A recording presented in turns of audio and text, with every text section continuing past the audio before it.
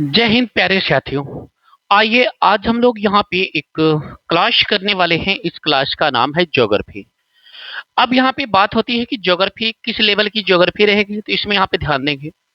जो ये हमारा सेशन है ये एनसीईआरटी का है और इसमें एनसीईआरटी में हम क्लास बाई करेंगे। तो आज की जो हम यहाँ पे क्लास करने वाले हैं ये क्लास 6 की एनसीईआरटी है। और क्लास 6 की जो एनसीईआरटी है ये पूरी की पूरी एनसीईआरटी आपको एक ही वीडियो क्लास में मिलने वाली है। अब इसका पढ़ाने का देखिए हमारा उद्देश्य क्या है। इसमें हमारा पढ़ाने का उद्देश्य है पूरा का पूरा कंपटीशन का एग्जाम्स, कहेंगे आपका उस पूरे पूरे कंपटीशन के एग्जाम्स को एक ही क्लास में कैसे कवरेज किया जाएगा। तो इसके पीछे कारण से है इस पूरे की पूरी एनसीईआरटी यानी कि क्लास 6 की जो एनसीईआरटी है इसको हमने यहाँ पे क्या है उससे जितने भी इंपॉर्टेंट फैक्ट है हमने यहाँ पे अलग निकाल लिया है और पीस पीपीटी के माध्यम से आपको पूरा का पूरा एनसीईआरटी क्लास कराने का प्रयास करेंगे। बाकी इसमें यहाँ पे उससे रिलेटेड जो थ्योरी है उस थ्योरी को हम समझाते चलेंगे, जिसमें लगेगा कि नहीं इसको यहाँ पे समझाना चाहिए, जो कि पीसीएस सिलेबस में वो थ्योरी यहाँ पे उपयोगी है, तो हम उसे समझाने का प्रयास करेंगे। तो ये सेशन जो होने वाला है वनडे एग्जाम्स की आप अगर तैयारी करते हैं उसमें जीएस है तो उसके लिए बेस्ट है। आप सिविल की तैयारी करते हैं तो सिविल में पीसीएस तक के लिए यहाँ पे एनसीईआरटी बेस्ट रहेगी, राइट। और ये इससे सीधे क्वेश्चन पूछा जाता है क्योंकि अभी तक जितनी भी बुक्स बनती हैं, कोई भी बुक्स होती है जीके की, वो सभी का सभी जो एग्जैक्ट डाटा लिया जाता है सीधे सीधे वो पहले पेज पे ही यहाँ पे लिख देते हैं कि एनसीईआरटी बेस्ड आधारित हमारी बुक है, राइट। तो इस तरीके से यहाँ पे आज हम लोग जो डिस्कस करने वाले हैं ये पूरी की पूरी एनसीईआरटी है। इसमें क्या डिस्कस करेंगे, पूरा का पूरा इसमें चैप्टर होगा, आपको यहाँ पे पीडीएफ के माध्यम से यहाँ पे डिस्कस करेंगे और पूरी एक ही वीडियो में 6 क्लास की समाप्त हो जाएगी। इसी तरीके से हम 7 देखेंगे, 8 देखेंगे, यानी कि 12 तक की एनसीईआरटी हम यहाँ पे डिस्कस करेंगे। जैसे ज्योग्राफी समाप्त हो जाएगा तो फिर हम इसके बाद यहाँ पे पॉलिटी का, साइंस का, हिस्ट्री का, इस तरीके से पूरे सब्जेक्ट को एनसीईआरटी हम यहाँ पे आपको एक ही क्लास में एक यानी कि एक क्लास में एक यहाँ पे एनसीईआरटी समाप्त हो जाएगी, राइट। तो आइए चलिए देखते हैं इस हमारे यहाँ पे सेशन में करीब मान के चलिएगा कि 1.5 से 2 घंटे की क्लास होगी। तो आप लोग जुड़े रहिए, इत्मीनान से देखते रहिए और कमेंट बॉक्स में आप लोग फीडबैक जरूर दीजिएगा। इसकी पीडीएफ प्राप्त करने के लिए हमारे टेलीग्राम चैनल जीएसबी जी सर से आप इसकी पीडीएफ प्राप्त कर सकते हैं। तो आइए, जैसा कि यहाँ पे हम देख पा रहे हैं कि हम क्या यहाँ पे सभी लोग देख पा रहे हैं, इसमें यहाँ पे लिखा गया क्लास 6 की ये एनसीईआरटी है और सब्जेक्ट है भूगोल। कंप्लीट एनसीईआरटी एक ही वीडियो में बेस्ट एनालिसिस सरल भाषा में एनसीईआरटी हम इसे आपको समझाने का प्रयास करेंगे, राइट। तो इसी के साथ आइए यहाँ पे हम शुरुआत करते हैं। तो पहला यहाँ पे सबसे पहले जो दिया गया है क्लास 6 की एनसीईआरटी में, ये यहाँ पे हमारी जो पहली टॉपिक है ये है सौर मंडल है। पहली टॉपिक क्या है, पहली टॉपिक है यहाँ पे सौर मंडल है। तो सौर मंडल के बारे में ये एनसीईआरटी क्लास 6 की है, जैसा कि आप देख पा रहे हैं। सौर मंडल के बारे में यहाँ पे डिस्कस करेंगे। सौर मंडल क्या है, ध्यान देंगे। इस सत्र का उद्देश्य होता है, इसमें यहाँ पे दिया गया सत्र का उद्देश्य भूगोल के मूलभूत सिद्धांतों की यहाँ पे स्पष्ट प्रतियोगी परीक्षाओं के लिए तथ्यात्मक यानी कि एडवांस भूगोल की नींव रखना, राइट। इसी के साथ इसमें यहाँ पे हम लोग सौर मंडल का पूरा एक खाका तैयार करेंगे। सौर मंडल क्या है, सौर मंडल भी एक यहाँ पे क्या है, ब्रह्मांड में एक सौर केंद्र में है, यानी कि सूर्य केंद्र में सूर्य के जितने भी ग्रह चारों ओर चक्कर लगा रहते हैं तो उसे सौर यहाँ पे सोलर सिस्टम कहा जाता है, सौर मंडल कहा जाता है, उसे सौर का परिवार कहा जाता है। सूर्य यहाँ पे क्या है, केंद्र में है। सूर्य के पास केवल प्रकाश है और जिनके पास प्रकाश रहता है उन्हें हम तारा के नाम से इंगित करते हैं। अब एक बात यहाँ पे होती है कि जो सूर्य का चक्कर लगाता है उसे हम प्लेनेट कहते हैं, मतलब ग्रह कहते हैं, और जो ग्रहों का चक्कर लगाते हैं उन्हें हम उपग्रह कहते हैं, जैसे हमारा चंद्रमा है। तो इस तरीके से सूर्य में पृथ्वी यहाँ पे क्या, पृथ्वी हो गया, ये यहाँ पे क्या है, ग्रह हो जाएगी। और पृथ्वी का जो चक्कर लगा रहा है वो है चंद्रमा, वो क्या हो जाएगा, उपग्रह हो जाएगा, राइट।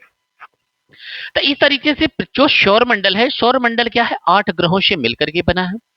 बहुत सारे उपग्रह हैं क्योंकि शनि के पास सबसे ज्यादा उपग्रह, इस वक्त तो खैर 150 से ज्यादा हो गया है, पहले बृहस्पति के पास हुआ करता। तो इन सबका एनसीईआरटी में बहुत बाकायदे यहाँ पे एक एक करके यहाँ पे फैक्ट दिया गया, उनको हम यहाँ पे डिस्कस करेंगे, राइट। तो इसमें यहाँ पे दिया गया है खगोलीय पिंड। आपको दिख रहा होगा ये सूर्य। सूर्य क्या है? एक यहाँ पे अपने पास, इसके पास प्रकाश है। प्रकाश के इसमें कारण क्या है? इसके पास उसके प्रकाश के साथ साथ ऊष्मा भी है, और इसी से जो प्रकाश मिलता है और बाकी सभी ग्रहों में मिलता है। और इन्हीं सभी ग्रहों से, चंद्रमा के पास भी यहाँ पे नहीं है, लेकिन हम लोग रात्रि में क्या है, चंद्रमा हम पे प्रकाश आता है, क्योंकि चंद्रमा पे सीधे प्रकाश पड़ता है, और उस पे प्रकाश पड़ने से वहां से जो प्रकाश परावर्तित होता है वो हमारे अर्थ पे आता है। इसलिए हमें रात्रि में भी कुछ ना कुछ प्रकाश मिलता रहता है, राइट। तो इस तरीके से यहाँ पे ध्यान देंगे, इसमें दिया गया है तारा। सूर्य भी क्या है? सूर्य भी एक तारा है। यहाँ पे क्या हो जाएगा? सूर्य एक तारा है, जिसके पास, यहाँ पे तारा क्या है? जिसके पास क्या है? अपना खुद का प्रकाश हो, अपनी खुद की ऊष्मा हो, वो क्या है? तारा है, स्टार है, राइट। तो इसमें क्या हो जाएगा? तारे। तारे क्या होते हैं? गैसों से बनी होती है, और अपनी ऊष्मा होती है, और अपना प्रकाश होती है, जैसे सूर्य। इनके पास देखिए, तारा बनने की दो कंडीशन होना अनिवार्य है, ऊष्मा और प्रकाश। अगला इसमें यहाँ पे पॉइंट दिया गया है दूरी। दूरी का प्रभाव, सूर्य भी एक क्या है? तारा है, लेकिन यहाँ पे अन्य तारे यहाँ पे दूर होने के कारण छोटे दिखाई देते हैं। आपको रात्रि में दिखते होंगे बहुत सारे झिलमे झिलमे तारे दिखाई देते हैं, वो भी सूर्य की तरह से है। कईयों तो उसमें यहाँ पे क्या है? सूर्य के आकार से भी बहुत बड़े हैं। अब ये आप कहेंगे कि सूर्य से आकार में बड़े हैं, तो फिर भी हमको क्यों नहीं दिखते? क्योंकि उनकी सूर्य की अपेक्षा दूरी क्या है? बहुत ज्यादा है। तो इस तरीके से वो हमें क्या है? नजर, यहाँ पे क्या है? नजर नहीं आते हैं। कईयों तो नजर नहीं आते हैं, कई तो हमें झिलमे झिलमे दिखते हैं, कई यहाँ पे थोड़ा सा तेज दिखते हैं। वो केवल वहां पे कारण क्या है? दूरी। केवल कारण क्या है? दूरी। यहाँ पे जो स्टार्स आपको छोटे छोटे दिख रहे हैं, ये सब दूरी। ग्रह क्या होता है? ग्रह में ध्यान देंगे, ग्रह अपना प्रकाश नहीं होता है, और ये तारों से चमकते हैं। जितने ग्रह होते हैं, इनके पास अपना प्रकाश नहीं होता है, ये तारों से चमकते हैं। अब आइए अगला, यहाँ पे है नक्षत्र। नक्षत्र मंडल एवं इनकी दिशा। अब यहाँ पे दिशा क्या है? ये पोलर स्टार बोलते हैं। अब इसका हम यहाँ पे मतलब बताते हैं, ध्यान देंगे। पोलर स्टार हमेशा दिशा को इंगित करता है, किसके? उत्तर की दिशा को। कई बार क्वेश्चन इसमें आया है, वनडे में भी आया, सिविल सर्विसेज में भी आया है, कि ये यहाँ पे जो स्टार है, ये ध्रुव तारा है, किसको इंगित करता है? तो ये हमेशा, ध्रुव तारा इसको बोलते हैं, ये हमेशा उत्तर दिशा को इंगित करता है। किसको इंगित करता है? हमेशा उत्तर दिशा को इंगित करता है। इसे पोलर स्टार के नाम से जानते हैं।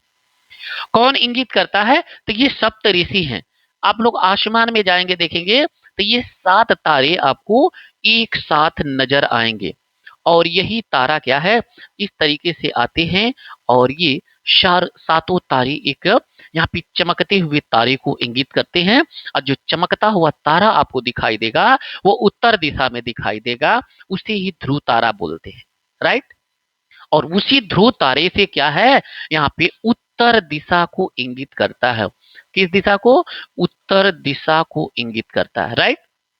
सीधे सीधे यहाँ पे फैक्ट में समराइज है। इसके बाद यहाँ पे क्या है? संकेतक तारे क्या है? ध्रुव तारे की ओर इशारा करना। इन तारों को क्या बोलते हैं? संकेतक तारा बोलते हैं। किसकी तरफ संकेत करते हैं? तो ये सभी तारे जो है, ये ध्रुव की तरफ इंगित करते हैं। ये है हमारा सौर मंडल।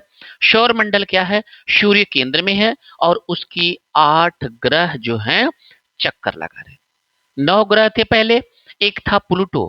प्लूटो को 2006 में क्या है, यहाँ पे ग्रह का दर्जा हटा दिया गया। क्यों?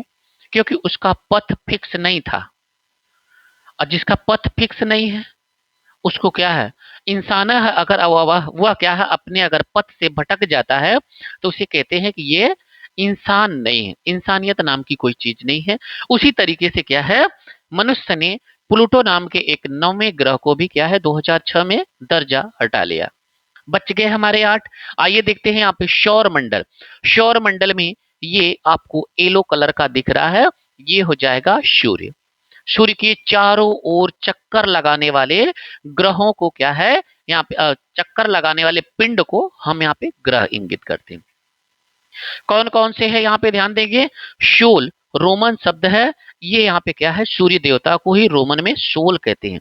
वो भी वहां पे भी देवता, हमारे यहाँ पे भी देवता है। तो इस तरीके से यहाँ पे हर जगह अलग अलग। तो यहाँ पे क्या है, 8 ग्रह हैं, उपग्रह है, क्षुद्र ग्रह है और ये उल्का पिंड है। इनको यहाँ पे क्रम से हम बताते चलते हैं, आप लोग ध्यान देंगे। सूर्य से संबंधित सबसे पहले इसमें यहाँ पे हो जाएगा बुध हो जाएगा। क्या हो जाएगा, जिसे इंग्लिश में मर्क्यूरी कहते हैं, बुध हो जाएगा। और ये ध्यान देंगे सूर्य केंद्र में है, तो इसमें यहाँ पे बुध हो जाएगा। बुध के बाद क्या हो जाएगा, शुक्र हो जाएगा। शुक्र सबसे चमकीला तारा है क्योंकि ये सबसे गर्म ग्रह है, ये सबसे गर्म ग्रह है, शुक्र हो जाएगा। राइट, इसी को शायम का तारा, भोर का तारा, इसे इंगित किया जाता है। यहाँ पे क्या हो जाएगा, बुध हो गया, शुक्र हो गया, फिर इसके बाद इसमें यहाँ पे क्या हो जाएगा, क्रमानुसार ही लिखते हैं, पृथ्वी हो जाएगा। क्या हो जाएगा, बुध, शुक्र, पृथ्वी हो जाएगा। और इसके बाद इसमें यहाँ पे कुछ बीच में छोटे छोटे यहाँ पे क्या है, क्षुद्र हैं। यहाँ पे क्या है, बीच में छोटे छोटे क्षुद्र हैं। राइट, यहाँ पे जिसको उल्का पिंड कहते हैं, छोटे छोटे क्षुद्र हैं। राइट, और फिर उसके बाद इसमें यहाँ पे 4 और इसी को यहाँ पे इसके बाद सॉरी, बुध, शुक्र, पृथ्वी, मंगल हो जाएगा। मंगल के बाद यहाँ पे क्षुद्र ग्रह आते हैं, ये 4 ग्रह। मंगल हो जाएगा, फिर बाद में यहाँ पे क्या आते हैं, क्षुद्र ग्रह आते हैं। इन्हीं ग्रहों को पार्थिव ग्रह कहा जाता है। क्या कहा जाता है, पार्थिव या पृथ्वी वाला ग्रह कहा जाता है। इसके साथ साथ 4 और हैं, जैसे यहाँ इसमें यहाँ पे क्या हो जाएगा, बृहस्पति हो जाएगा। बृहस्पति जिन्हें बाह्य ग्रह कहा जाता है, बृहस्पति। शनि हो जाएगा, शनि के बाद इसमें अरुण हो जाएगा, अरुण के बाद इसमें वरुण हो जाएगा, यहाँ पे वरुण हो जाएगा। तो कुल मिलाकर के इसमें 4 ग्रह यहाँ पे पार्थिव ग्रह बोले जाते हैं और ये 4 ग्रह बाह्य ग्रह कहा जाता है, जिसमें बृहस्पति, शनि, अरुण, वरुण आते हैं। राइट, चलिए, ये था हमारा यहाँ पे सौर परिवार। अब इसमें यहाँ पे देखते हैं सूर्य पूरा एकदम येलो कलर का है, जैसे लग रहा है पूरे यहाँ पे क्या है, गर्मी ही पैदा कर रहा है, गर्मी पैदा ही करता है। इसका टेम्परेचर लगभग यहाँ पे समथिंग 5 लाख डिग्री सेल्सियस होता है। मतलब ये यहाँ पे कोई भी ऐसी वस्तु नहीं है जिसे ये पिघलाने की क्षमता न रखता हो। राइट, सूर्य के बारे में ध्यान देंगे, अत्यधिक गर्म गैसों का एक यहाँ पे विशाल गोला है। राइट, और यहाँ पे क्या है, खिंचाव बल, यानी कि सौर मंडल को ये बांधे रखने में पुलिंग फोर्स लगाता है। सभी ग्रहों को क्या है, यहाँ पे अट्रैक्शन किया रहता है, सॉरी नॉट अट्रैक्शन, ग्रेविटेशनल के कारण। राइट, अब इसके बाद यहाँ पे क्या है, दूरी, दूरी के अनुसार अगर देखें तो ये हमारी पृथ्वी से लगभग 15 करोड़ किलोमीटर है। कितना है, अब सोच लीजिए कि 15 करोड़ किलोमीटर दूर होकर के भी इतना गर्मी पैदा कर रहा है। अगर कहीं वो पास होता 10 या 5 अगर करोड़ किलोमीटर, तो सोचिए हम लोगों को एक ही बार में जला के यहाँ पे क्या मुरमुरा बना देता। राइट, इसके बाद अगर प्रकाश की गति देखें तो प्रकाश की गति कितनी होती है, 3 लाख किलोमीटर प्रति सेकेंड, यानी कि पहुंचने में पृथ्वी तक कितना समय लगता है, लगभग 8 मिनट लगता है। कई बार क्वेश्चन आया है कि सूर्य की प्रकाश को पृथ्वी तक पहुंचने में कितना समय लगता है, तो 8 मिनट का समय लगता है। प्रकाश की गति कितनी है, तो प्रकाश की गति जो हो जाएगा 3 लाख किलोमीटर प्रति सेकंड हो जाएगा। राइट, अगली पॉइंट यहाँ पे देखते हैं, ग्रहों का वर्गीकरण करिए। ग्रहों की वर्गीकरण में ध्यान देंगे तो यहाँ पे लिखा है बाह्य ग्रह। बाह्य ग्रह में भी यहाँ पे 4 ग्रह हैं। यहाँ पे क्या हो जाएगा, ये बृहस्पति है जो आपको इतना बड़ा दिख रहा है, शनि हो जाएगा जिसके पास वलय है, इसके बाद यहाँ पे अरुण हो जाएगा और ये हो जाएगा वरुण हो जाएगा। ये 4 ग्रह बाह्य वाले में आते हैं, जिसे आउटर प्लेनेट कहते हैं। ये गैस और तरल से बने रहते हैं। राइट, किससे है, गैस और तरल से बने रहते हैं। इसके साथ साथ ध्यान देंगे आंतरिक ग्रह, इनर प्लैनेट, जिन्हें पार्थिव ग्रह भी कहते हैं। हमने आपको बताया है इन्हें पार्थिव ग्रह भी कहते हैं। राइट, इसमें यहाँ पे क्या है, ये चट्टानों से बने होते हैं, बुध से लेकर के मंगल तक होते हैं। ये यहाँ पे क्या है, पार्थिव ग्रह जो बुध से लेकर के मंगल तक है, ये चट्टान से निर्मित है, बाकी ये सभी गैस से बने हुए हैं। राइट, इससे गैस और तरल पदार्थों से मिलकर के बने हैं। अब इसके बाद यहाँ पे कुछ इसमें फैक्ट है, जैसे यहाँ पे ध्यान देंगे, इसमें बुध हो गया, ये सबसे नजदीक है, 88 दिन लगता है सूर्य का चक्कर लगाने में। ये क्वेश्चन बार बार आया है, सबसे पास में है और 88 दिन लगता है सूर्य का चक्कर लगाने में। शुक्र है, शुक्र क्या है, इसे पृथ्वी का जुड़वा यहाँ पे कहा जाता है, या कहीं कहीं पे इसे पृथ्वी का बहन कहा जाता है, इसी शुक्र को। और क्योंकि इसकी यहाँ पे आकार और आकृति किसकी है, पृथ्वी के समान है। किसके समान है, आकार और आकृति पृथ्वी के समान है। किसके समान है, पृथ्वी के समान है। और ध्यान देंगे, इसी शुक्र को शायम का एवं भोर का तारा बोला जाता है। क्या है, भोर का तारा बोला जाता है, राइट। और ये सबसे गर्म ग्रह है। यहाँ पे क्या है, सबसे गर्म ग्रह में भी आएगा। और ये गर्म गर्म ग्रह होने के साथ साथ ये चमकीला ग्रह भी है। क्या है, चमकीला ग्रह भी है। इसके साथ साथ ये प्लूटो है। ये यहाँ पे कभी 9वां ग्रह हुआ करता था। ये क्या है, कभी 9वां ग्रह हुआ करता था। अगस्त 2006 में बौना ग्रह यहाँ पे IAU के निर्णय के अनुसार इसे रख दिया गया। क्यों, क्योंकि ये क्या करता था, दूसरे की कक्षाओं में प्रवेश कर जाता था। समझ में आ गया इतना फैक्ट। चलिए आइए कुछ अगला यहाँ पे देखते हैं। ये हमारी मुस्कुराती हुई अर्थ है, जिसपे जीवों का वास है। केवल एकमात्र अब तक का ऐसा ग्रह है जहां पे मनुष्य का वास है। यह है हमारा अर्थ। अब इसके साथ साथ इसे यहाँ पे क्या ध्यान देंगे, इसे नीला ग्रह कहा जाता है। नीला दिख रहा है। नीला क्यों दिखता है, क्योंकि इसकी सतह पर 2/3 भाग पानी से ढका हुआ। लगभग 71% हो जाएगा। कितना हो जाएगा, लगभग 71%। याद रहेगा, लगभग 71% क्या है, इस पे पानी है। अब यहाँ पे 29% स्थल है, यानी कि 2/3 भाग पानी है, इसलिए इसे नीला ग्रह कहा जाता है। ये हमारा अर्थ हो गया। इसके साथ साथ इसमें यहाँ पे पॉइंट है, आकार के आधार से बार बार क्वेश्चन आता है कि पृथ्वी का आकार है तो जियोइड है, मतलब भू आब है। इसका खुद का एक आकार है, भू आब है, मतलब जियोइड है। ये क्योंकि यहाँ पे ध्रुवों के पास में ये क्या है, दोनों ध्रुवों के पास में ये थोड़ी सी चपटी है। यहाँ पे क्या है, ध्रुवों के पास में चपटी होने के कारण इसका आकार कैसा है, भूआब है, जिसे इंग्लिश में जिवाइड कहते हैं। अगला यहाँ पे देखते हैं, जीवन के लिए ये अनुकूल है क्योंकि यहीं पे पानी है, हवा है, ऑक्सीजन है, और इन्हीं के कारण यहाँ पे क्या है, उत्पाद होता है, और उत्पाद से जीव यहाँ पे क्या है, सब वाश हो जाता है। पूरा इकोनॉमिक एनवायरमेंट सिस्टम, जैव विविधता बनी रहती है। तो एकमात्र यहाँ पे अर्थ हो जाता है। अब इसके साथ साथ इसमें यहाँ पे देख लेते हैं चंद्रमा। ये यहाँ पे क्या है, मून। मून क्या है, ये अर्थ का उपग्रह है, पृथ्वी का ये उपग्रह है। किसका उपग्रह है, ये पृथ्वी का उपग्रह है। किसका है, पृथ्वी का उपग्रह है। ये हमारा यहाँ पे क्या है, मून है। आपको दिख रहा होगा, जब यहाँ पे चंद्र ग्रहण लगता है तो बड़ा साफ दिखता है। आपको देखे होंगे, जैसे लगता है कि उस पे काले काले धब्बे कुछ होगा, है, बिल्कुल होगा। वो पहाड़ है, थोड़ा सा नम युक्त मिट्टी दिखती है। चंद्रमा क्या है, पृथ्वी का एकमात्र ये प्राकृतिक उपग्रह। यहाँ पे प्राकृतिक शब्द का इस्तेमाल इसलिए किया गया क्योंकि यहाँ पे कृत्रिम उपग्रह भी आज की वैज्ञानिक पद्धति भेजती है। अब इसमें यहाँ पे बात कर रहे थे पृथ्वी से दूरी कितनी है, ये बार बार क्वेश्चन आता है। 3,84,400 किलोमीटर। कितना, 3,84,400 किलोमीटर ये पृथ्वी से और चंद्रमा के बीच की दूरी है। गति यहाँ पे ध्यान देंगे, गति क्या है, 27 दिन में परिक्रमण करता है।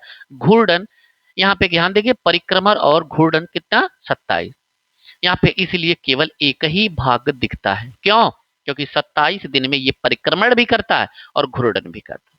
घूर्णन से तात्पर्य वो अपनी कक्ष पे यहाँ पे एक चक्कर लगाने में, एक चक्कर लगाने में भी 27 दिन लगता है, और यहाँ पे क्या है, चक्कर लगाते हुए पृथ्वी का भी घूमने में एक यहाँ पे क्या है, 27 दिन लगता है।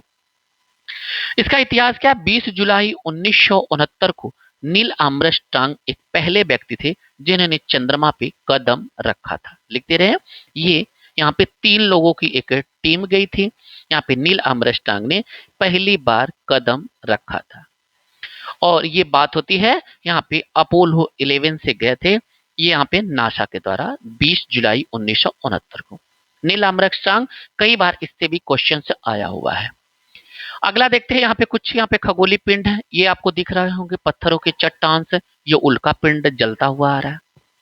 ये यही चट्टान है, उल्का बन जाती है कब, जब ये यहाँ पे क्या है पृथ्वी पे या किसी ग्रह पे जाते हैं तो उसके वायुमंडल में क्या है इतना ज्यादा घर्षण होता है कि ये जलने लगते हैं। समझिए, ये क्षुद्र ग्रह है, छोटे छोटे ये क्या है, ये सभी के सभी क्षुद्र ग्रह हैं। यहाँ पे एस्ट्रॉयड बोलते हैं, क्या है, आप लोग न्यूज में सुनते रहोगे कि एस्ट्रॉयड आ रहा है अर्थ की तरफ, तो इसमें यहाँ पे क्या हो जाएगा, मंगल हो जाएगा, बृहस्पति के बीच की ग्रहों के बीच में पाए जाते हैं। ये कहाँ पे पाए जाते हैं, मंगल, जैसे हमने पढ़ा था ना बुध शुक्र पृथ्वी मंगल, तो ये मंगल और बृहस्पति के बीच में। ये एक बार यूपी पीसीएस का क्वेश्चन पूछा था, इसमें ध्यान देंगे कि ये क्षुद्र ग्रह जो एस्ट्रॉयड हैं, ये क्षुद्र ग्रह किन दो ग्रहों के बीच में पाए जाते हैं, तो ये हो जाएगा मंगल और बृहस्पति ग्रहों के बीच में पाया जाता है। अब ये उल्का पिंड क्या होता है, यही उल्का पिंड पत्थरों के छोटे टुकड़े जिसे टूटता हुआ तारा कहते हैं, ये यहाँ पे क्या है, आप लोग देखे होंगे कभी कभी क्या है, यहाँ पे रात्रि में कोई एक लुक टाइप से इसी तरीके से आता है, फिर उसके बाद समाप्त हो जाता है। ये वही रहता है, जैसे ये हमारे वायुमंडल में आता है, ये इतना ज्यादा घर्षण हो जाता है, आग लग जाती है, ये जल करके राख हो जाता है। ये वही क्षुद्र है, यही यहाँ पे क्षुद्र ग्रह या उल्का पिंड पत्थरों का छोटा छोटा टुकड़ा होता है, राइट। अगला यहाँ पे देखते हैं आकाश गंगा और ब्रह्मांड के बारे में। अब यहाँ पे देखते हैं आकाश गंगा। आकाश गंगा जिसे इंग्लिश में मिल्की वे कहते हैं, ये लाखों तारों का समूह है, जिस सफेद पट्टी दुधिया कलर की होती है ना, यहाँ पे आपको दिख रही होगी, यही यहाँ पे क्या है, मिल्की वे है। फिगर में आप देखते रहेंगे, ये रिकॉल होता रहेगा, तो यही क्या है, एक मिल्की वे है। प्राचीन कल्पना क्या थी, तो यहाँ पे आकाश में प्रकाश, यहाँ पे क्या है, आकाश में प्रकाश की एक बहती नदी की तरह से आपको दिख रहा होगा, जैसे मानो यहाँ पे क्या है, एक नदी बह रही है प्रकाश की, राइट।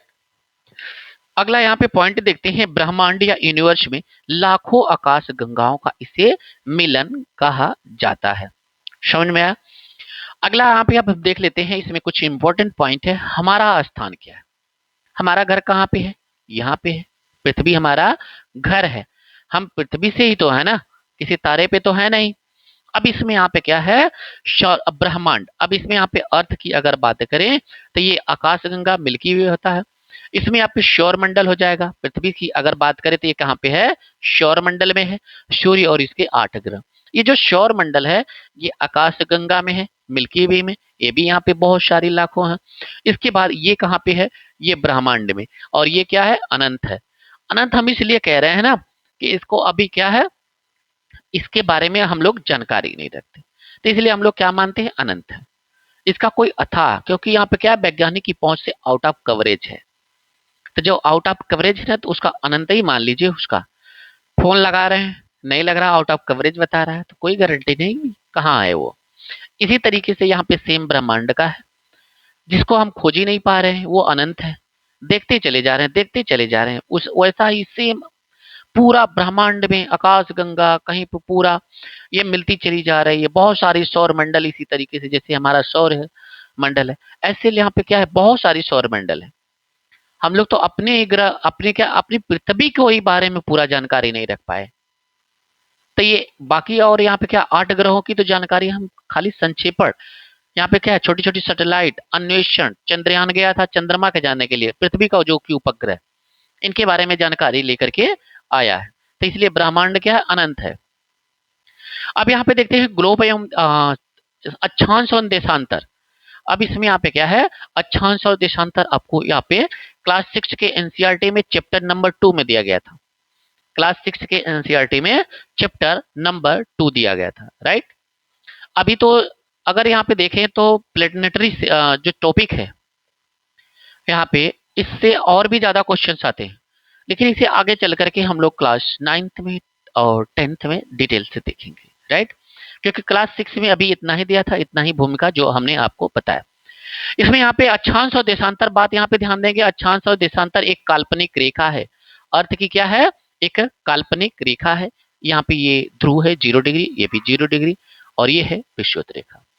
बात हम यहाँ पे अक्षांश करते हैं, अक्षांश की क्या है, ये विषुवत रेखा में विषुवत रेखा में उत्तर और दक्षिण की तरफ, ये हो जाएगा दक्षिण और ये हो जाएगा उत्तर।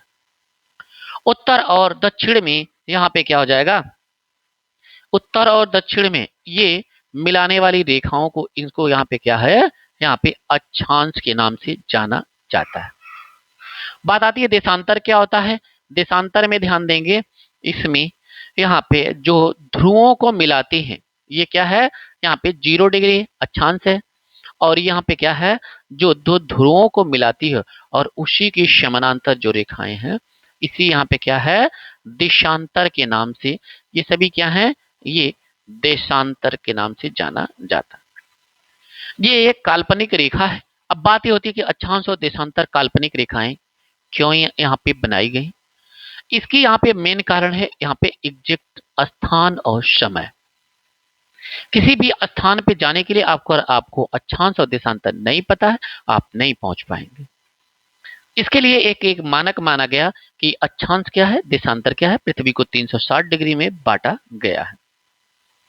आइए देखते हैं पृथ्वी का वास्तविक आकार क्या है। इसको आई होप आप लोग समझ पाए होंगे, अक्षांश और देशांतर क्या है। चलिए इसमें यहाँ पे देखते हैं पृथ्वी का यहाँ पे वास्तविक आकार। पृथ्वी का वास्तविक आकार क्या है। अब इसमें यहाँ पे दिया गया है विस्तार, एक्सपेंशन, संपीड़न, संपीड़न।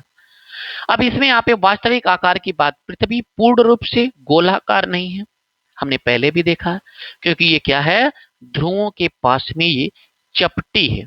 यहाँ पे क्या है, दोनों ध्रुवों के पास में ये चपटी हुई, क्योंकि यहाँ पे उत्तरी और दक्षिणी ध्रुवों पर क्या है, थोड़ी चपटी है, राइट।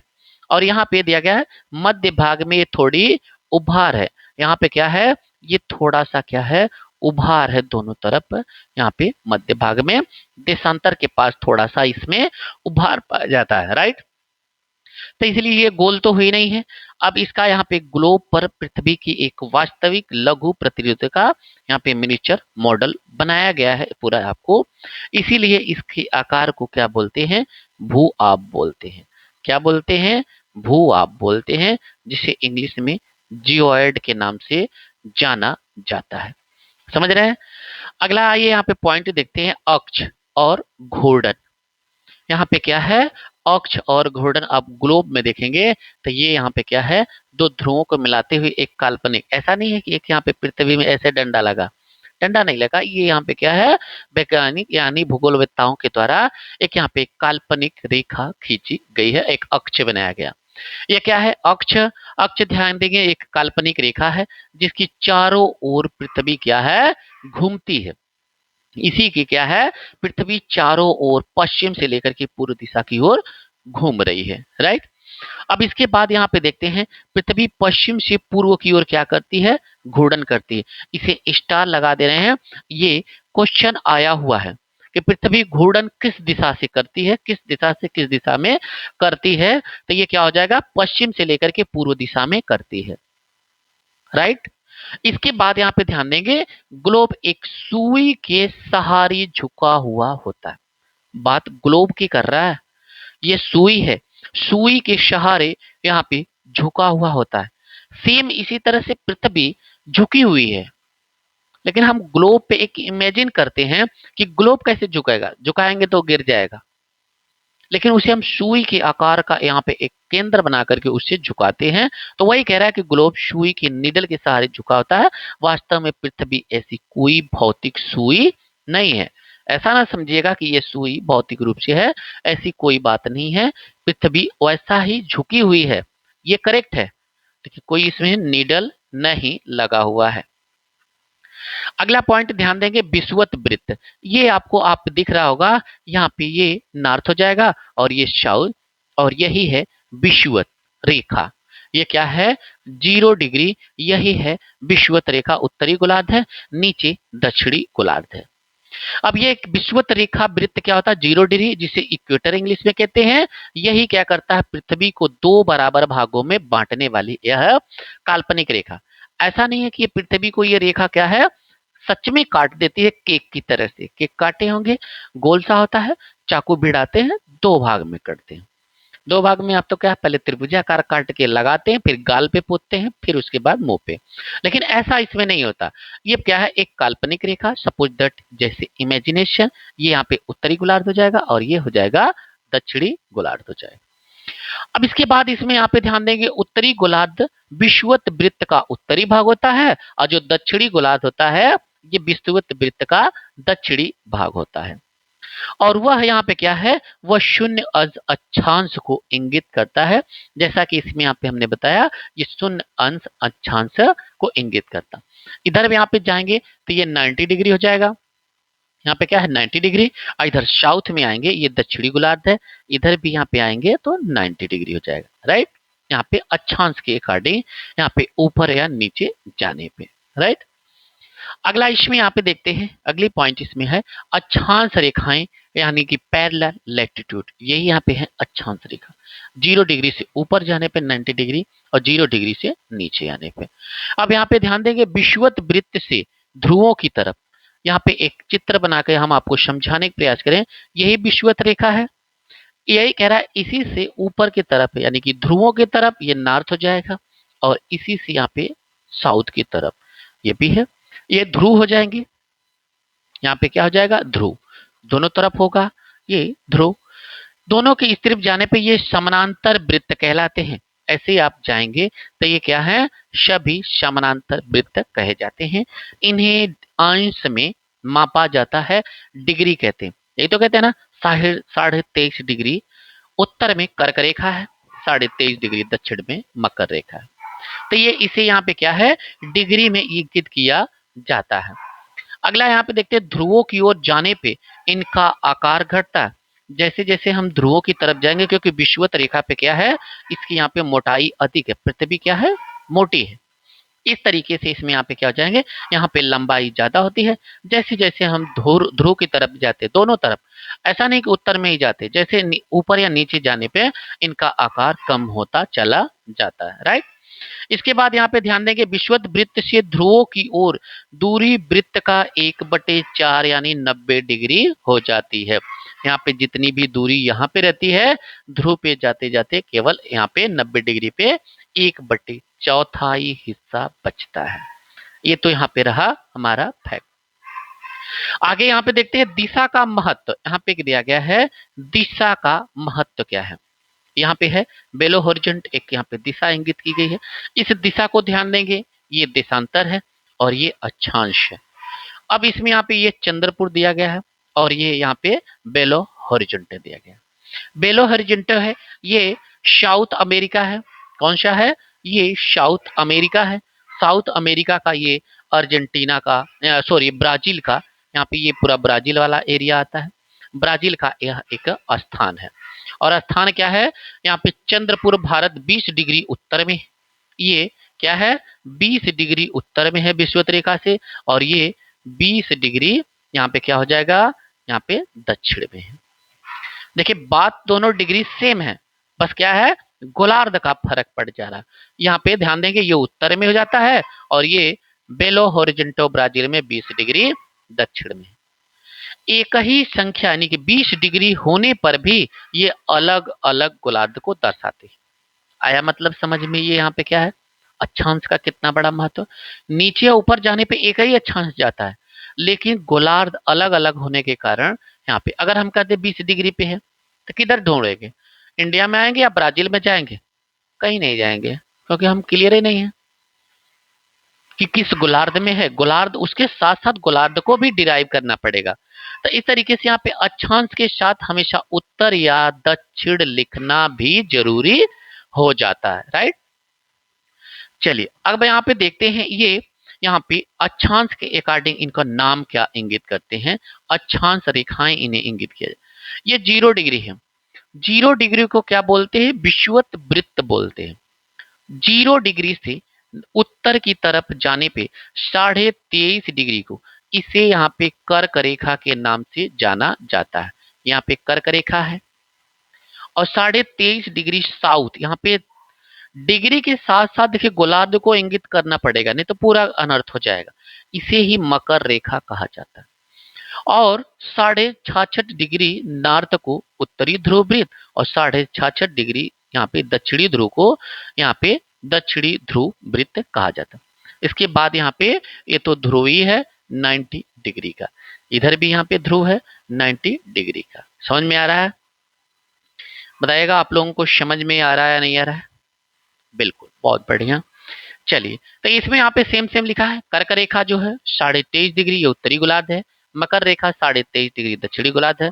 यहाँ पे उत्तरी ध्रुव वृत्त 66.5 डिग्री है और दक्षिणी ध्रुव वृत्त जो हो जाएगा 66.5 डिग्री दक्षिण में होता है। राइट, चलिए अगला देखते हैं उष्ण कटिबंध। ये यहाँ पे टोरिड जोन क्या होता है? उष्ण कटिबंध जोन होता है। उष्ण जैसा उष्ण से ही नाम से स्पष्ट है कि ये गर्मी वाली बात हो रही होगी।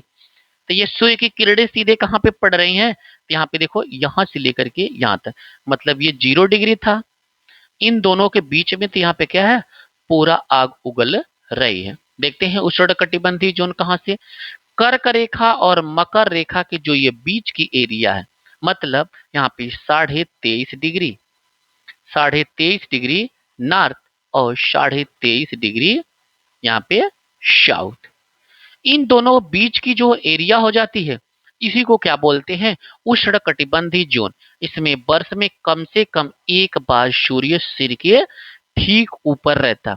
इसमें 23.5 डिग्री साउथ से यानी कि मकर रेखा से लेकर के 23.5 डिग्री नॉर्थ यानी कि कर्क रेखा तक सूर्य एक ना एक बार जरूर एकदम सीध चमकता है। यहाँ पे जैसे देखिए सीधे यहाँ पे कोण बना रहा है, तो इसमें यानी कि उष्णता ज्यादा रहती है, इसलिए उष्णकटिबंधीय क्षेत्र इसे कहा जाता है। सूर्य की करड़ी सीधे पड़ती है, इस क्षेत्र में सर्वाधिक उष्मा प्राप्त होती है। राइट, अगला यहाँ पे शीतोष्ण और शीत कटिबंध। शीतोष्ण, अभी हम लोग यहाँ पे ये देखे क्या, उष्ण कटिबंध देखे, क्योंकि ये कर्क रेखा यहाँ पे हो जाएगी और ये हो जाएगी मकर रेखा, इसी को यहाँ पे बोलते हैं शीतोष्ण। यहाँ पे पेन चेंज कर ले रहे हैं, दिखाने का प्रयास करते हैं आपको। ये यहाँ पे क्या हो जाएगा, ये पूरा का पूरा ये शीतोष्ण वाला एरिया हो जाएगा। क्या हो जाएगा? शीतोष्ण, मतलब शीत भी रहेगी उष्ण भी रहेगा। सूर्य क्या है, तिर्यक होता है। जब तिर्यक होता है सूर्य तो उसे ज्यादा क्षेत्रफल कवरेज करना रहता है। ज्यादा क्षेत्रफल जब कवरेज करेगा तो वो यहाँ पे क्या है, ऊष्मा कम प्राप्त होगी। तो इसको यहाँ पे क्या बोलते हैं, शीतोष्ण बोलते हैं। दोनों तरफ ऐसा होता है। तो इसमें क्या हो जाएगा, शीतोष्ण, ध्यान देंगे शीतोष्ण कटिबंध दोनों गोलार्धों में होता है।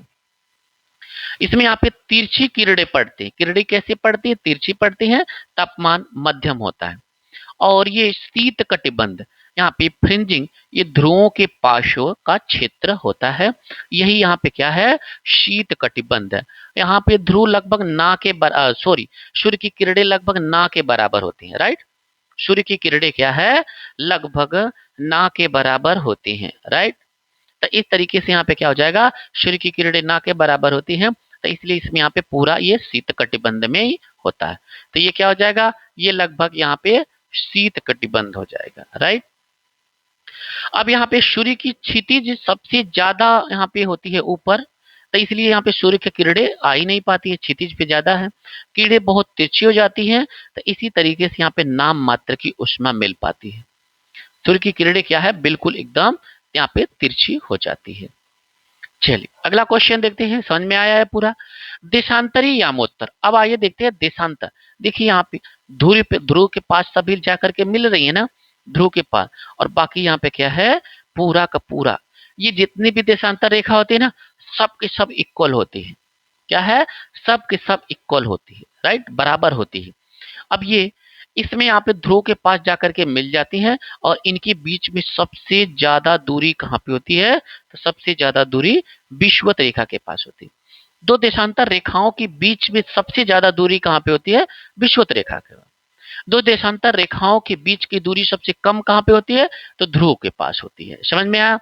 अब यहाँ पे ध्यान देंगे, उत्तरी ध्रुव को दक्षिणी ध्रुव से जोड़ने वाली रेखाओं को क्या कहते हैं, देशांतर रेखा कहते हैं। अब यहाँ पे क्या है, ये उत्तर है और ये दक्षिण है।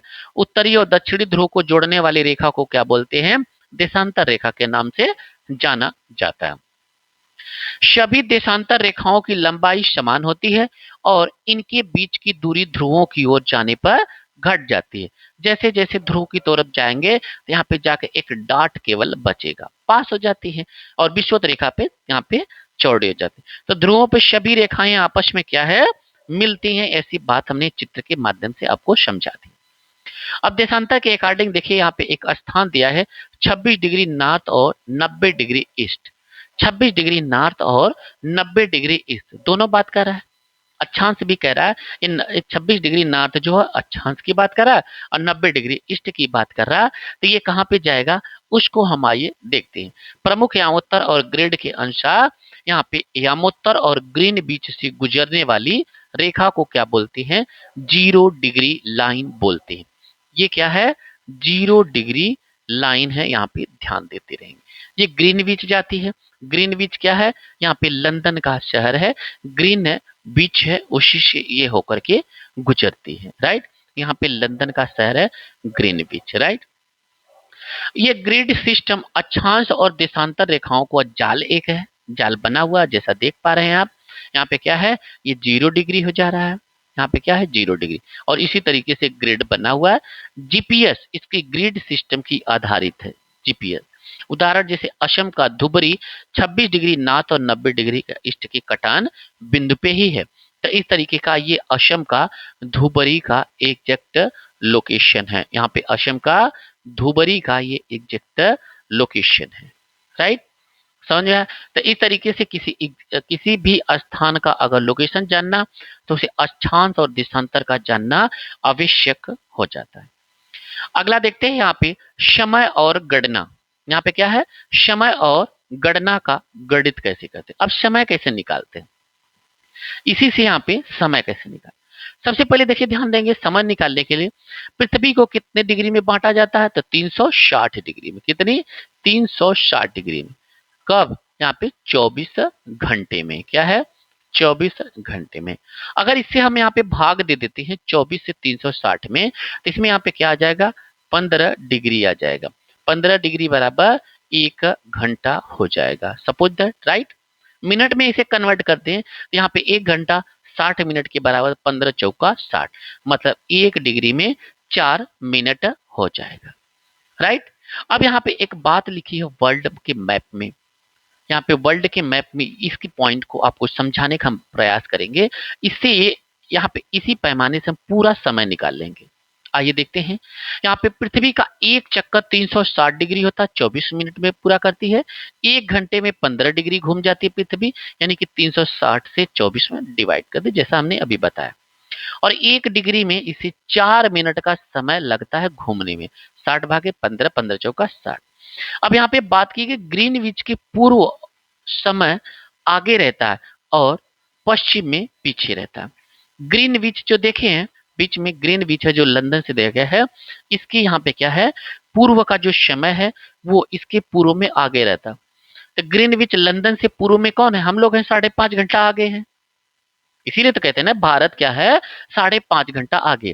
तो ग्रीनविच से पूर्व का समय आगे होता है और उसके पीछे का समय पीछे ही कैलकुलेट की जाती है। राइट, अब यहाँ पे क्या है, इसमें एक ग्रीनविच है। ग्रीनविच से यहाँ पे देखिए दिया गया है ग्रीनविच में। इसमें यहाँ पे पूर्व में क्या है, समय प्लस होती है और पश्चिम में समय माइनस होती चली जाती है। जैसे हमारे भारत में 12 बज रहा है, हम जैसे पश्चिम में जाएंगे समय घटती चली जाएगी। 12 क्या बज रहा है, 12 का दिन का बज रहा है, तो उससे उधर उधर चले जाएंगे हम, सीधे समय घटती चली जाएगी, यानी कि पश्चिम में जब जाएंगे तो समय घटती चली जाएगी। आइए अगला पॉइंट देखते हैं। इसमें यहाँ पे समय निर्धारण का एक उदाहरण देख लेते हैं कि समय निर्धारण करते कैसे हैं। यहाँ पे दिया गया है ग्रीनविच 0 डिग्री। अब इसी ग्रीनविच से यहाँ पे -1 घंटा पीछे, यानी कि 15 डिग्री अगर वेस्ट आते हैं 1 घंटा पीछे हो जाता, और 15 डिग्री ईस्ट जाते हैं तो 1 घंटा जुड़ जाता, क्योंकि 15 डिग्री में क्या होता है, 1 घंटे के बराबर होती है।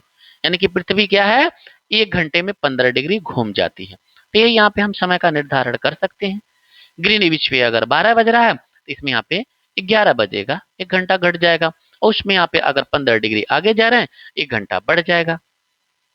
यही यहाँ पे बात बताई गई, ग्रीनविच पे अगर 12 बज रहा है तो 15 डिग्री पूर्व का समय 1 घंटा 1 बज जाएगा, और 15 डिग्री यहाँ पे पीछे के समय में 11 बज जाएगा।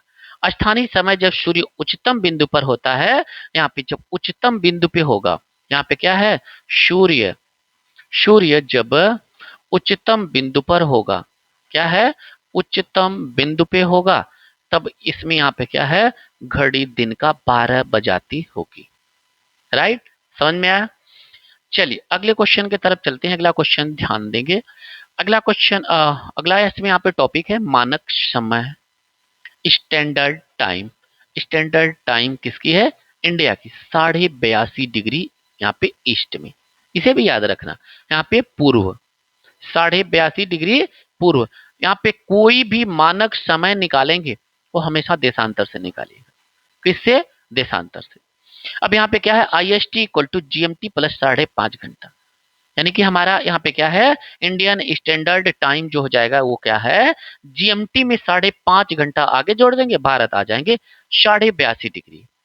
अब 82.5 डिग्री 5.5 घंटा कैसे, इसी 82.5 डिग्री को यहाँ पे क्या हम लोग कन्वर्ट किए थे, साढ़े यहाँ पे 360 डिग्री बराबर, इसी पैमाने पे नापे थे ना, 360 डिग्री में यहाँ पे क्या हो जाएगा, 24 घंटा। तो इसी 24 से इसमें यहाँ पे क्या है, 15 डिग्री में 1 घंटा, और इसमें यहाँ पे 4 मिनट में 1 डिग्री हो जाएगा। इसी आधार पे अगर देखेंगे तो 5.5 घंटा आगे हो जाएगा हमारा भारत का मानक समय।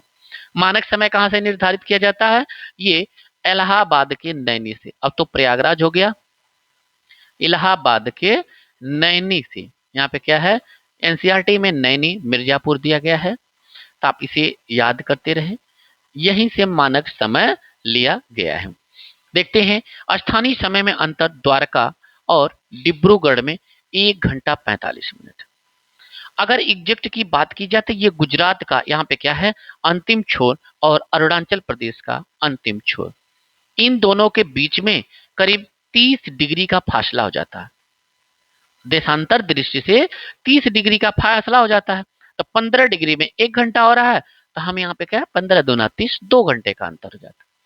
मतलब जब अरुणाचल प्रदेश में अरुण, अरुण मतलब सूर्य, सूर्य निकल रहा है, यानी कि सूर्य का उदय हो रहा है, तो ठीक 2 घंटे के बाद गुजरात में क्या है, अंतिम छोर वाले बिंदु, जो ये किबुथु का स्थान है ना, सॉरी गौर माता का, वहां पे 2 घंटे बाद सूर्य उगेगा, यानी कि गुजरात से 2 घंटा पीछे है।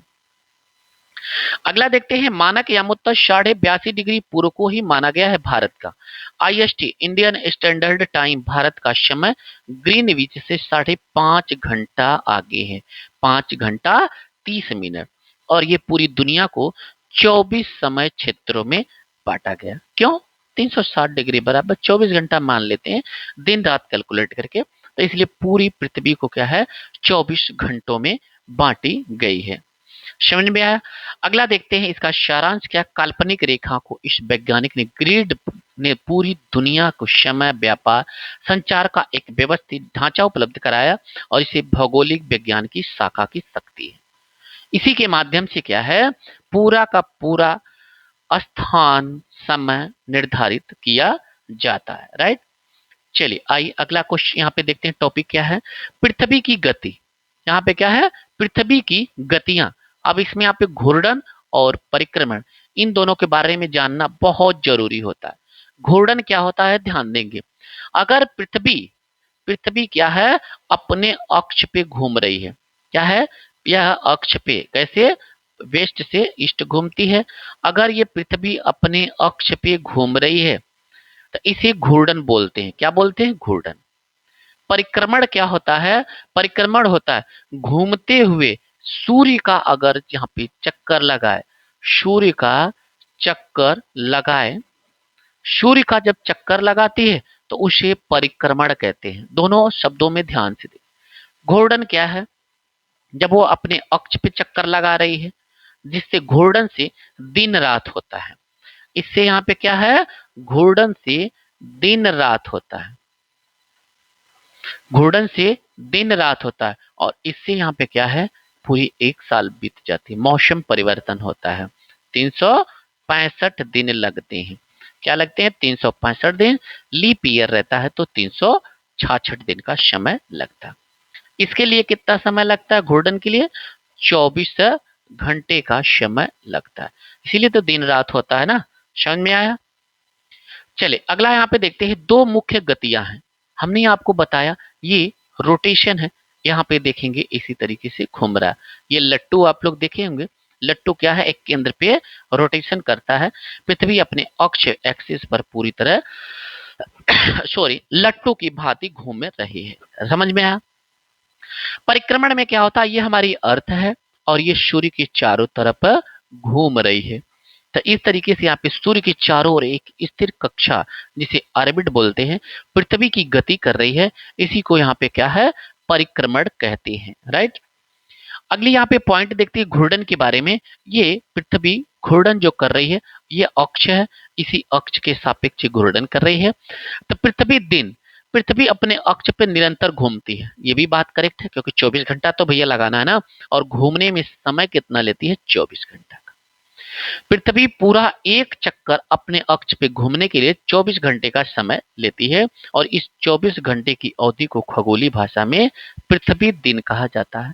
एक बार इसी पे क्वेश्चन आया था कि अर्थ डे क्या होता है। अर्थ डे वही होता है 24 घंटे में जो पृथ्वी एक चक्कर लगा ले, उसे अर्थ डे कहते हैं। और दैनिक गति दिन और रात कुछ चक्र को संपन्न करती, मतलब दिन और रात इसी से बनता है। राइट।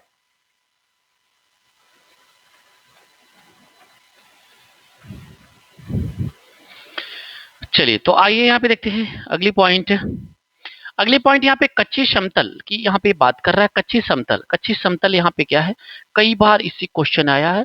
66.5 डिग्री का महत्वपूर्ण झुकाव, इसी को बोलते हैं यहाँ पे 66.5 डिग्री का जो झुकाव है, ये यहाँ पे इसी को बोलते हैं कक्षीय समतल बोलते हैं। इसमें क्या होता है ध्यान देंगे, पृथ्वी का यह अक्ष काल्पनिक रेखा है जिसे कक्षीय समतल 66.5 डिग्री का कोण बनाती है। ये 66.5 डिग्री का जो कोण है, ये भी एक क्या है, काल्पनिक रेखा है। जैसे उदाहरण, बस का यात्री खिड़की की तरफ थोड़ा सा झुका हुआ है, यही सेम यहाँ पे है। उसी तरीके से पृथ्वी भी 66.5 डिग्री झुकी हुई है, यही एक यहाँ पे अक्षीय झुकाव बोलते हैं। यहाँ पे क्या है, यह 90 डिग्री सीधी नहीं है, बल्कि एक निश्चित दिशा में झुकी हुई है। समझ में आया? इसके साथ साथ यह झुकाव सूर्य की रोशनी को वितरण तय करता है। तो वही क्या होता है, सूर्य की वितरण तय करता है, जिसे ध्रुवों पे कर जा करके एकदम पूरा तिरछी हो जाती है। तो यहाँ पे क्या है, सूर्य की किरणें ध्रुवों पे जाकर के तिरछी हो जाती है, तो यही यहाँ पे तिर्यक बनाता है। राइट। अगला देखते प्रदीप्ति वृत्त। अब ये प्रदीप्ति वृत्त होते क्या है, इसी के सापेक्ष आपको बताना है। तो ये वृत्त को ग्लोब पर दिन और रात को विभाजित करता है, जिसे ही यहाँ पे क्या है, प्रदीप्ति वृत्त कहते हैं। सपोज दैट, जैसे यहाँ पे ध्यान देंगे, ये अगर यहाँ पे क्या है, आधे अमेरिका की तरफ अगर एक देखें तो सूर्य क्या है, जो हिस्सा प्रदीप्ति वृत्त के तात्पर्य ध्यान देंगे, पृथ्वी को एक चक्कर घूर्णन करने में 24 घंटे का समय लगता है। अब 24 घंटे में 12 घंटे का दिन लगभग समथिंग और 12 घंटे की रात होती है। तो जो हिस्सा सूर्य की तरफ रहेगा उसमें तो दिन रहेगा, और जो हिस्सा यहाँ पे देखो दिन है और ये हिस्सा में रात है। अब इसमें यहाँ पे कारण क्या है, इधर रात का कारण ये है कि ये हिस्सा सूर्य की दिशा की ओर न होकर के यहाँ पे क्या है, विपरीत दिशा में है। उसी को बोलते हैं प्रदीप्ति वृत्त। महत्वपूर्ण, प्रदीप्ति वृत्त पृथ्वी का अक्ष कभी भी एक दूसरे से नहीं मिलते हैं। दोनों अक्ष कभी भी नहीं मिलेंगे। यहाँ पे क्या है, कैसे मिलेंगे, जब तक यहाँ पे क्या घूम करके एक अक्ष दूसरी तरफ जाएगा, वहां पे उजाला हो जाएगा, दूसरी तरफ अंधेरा हो जाएगा, तो यहाँ पे नहीं बनेंगे। और पृथ्वी गोलाकार है, इसलिए एक समय में केवल यहाँ पे क्या है, आधे भाग पर ही सूर्य की रोशनी पड़ती है। एक इतिहासकार है, उनका नाम यहाँ पे दिया गया है, देखते हैं। यहाँ पे इतिहासकार है आर्यभट्ट। सदियों पहले गणितीय गणनाओं से पृथ्वी को गोल होने और घूर्णन की पुष्टि की थी, और ये है यहाँ पे आर्यभट्ट हैं, और ये भारत के ही थे। अगला अब यहाँ पे पॉइंट जो देखते हैं, यहाँ पे यदि पृथ्वी घूर्णन न करे तो यहाँ पे क्या हो जाएगा। अगर पृथ्वी घूर्णन नहीं करती है तो सूर्य के सामने हमेशा दिन रहेगा और भयंकर गर्मी पड़े रहेगी, मतलब उबलती रहेगी। अब अगर यहाँ पे घूर्णन ना करेगी तो क्या हो जाएगा, जिस जिस हिस्से में क्या है सूर्य की रोशनी पड़ेगी हमेशा दिन दिन रहेगा, जो पीछे रहेगा साइड में ठीक उसके विपरीत हमेशा रात ही रहेगी। यानी कि विपरीत दिशा में हमेशा रात रहेगी, कड़ाके की ठंड पड़ेगी, बर्फ पड़ती रहेगी। तो ये यहाँ पे क्या है, घूर्णन ना करने का नतीजा। परिक्रमण की बात अगर करें तो परिक्रमण करने में 365 सही 1/4 दिन लगता है। परिक्रमण क्या होता है, यहाँ पे सूर्य के चारों तरफ पृथ्वी का चक्कर लगाना, इसी को परिक्रमण बोलते हैं। एग्जैक्ट अगर यहाँ पे अगर देखें तो ये हो जाएगा 365 सही 1/4 दिन की। पृथ्वी सूर्य के चारों ओर दीर्घ वृत्ताकार में कैसे, बार बार क्वेश्चन आया, इलिप्सिकल, कैसे, इलिप्सिकल दीर्घ वृत्ताकार में। देखिए आपको यहाँ पे क्या है, वृत्त है, यहाँ पे क्या है, दीर्घ वृत्ताकार में पृथ्वी सूर्य का चक्कर लगाती है। इसी से क्वेश्चन, एक परिक्रमण को पूरा करने में 365 दिन 6 घंटा लगता है। कितना, 365 दिन 6 घंटा। और यही जो 6 घंटा है, अब यहाँ पे क्या 365 तो पूरा है, और यही 6 घंटा यहाँ पे 4 साल में 6 चौका 24, यही 24 दिन 24 घंटा, यहाँ पे क्या है 24 घंटा बढ़ जाता है, मतलब एक दिन बढ़ जाता है। इसीलिए प्रत्येक 4 वर्ष के बाद यहाँ पे साल कितने दिन का हो जाता है, 366 दिन का हो जाता है। 366 दिन, मतलब इसी को लीप ईयर के नाम से जाना जाता है। सुविधा के लिए हम वर्ष में केवल 365 दिन मान लेते हैं।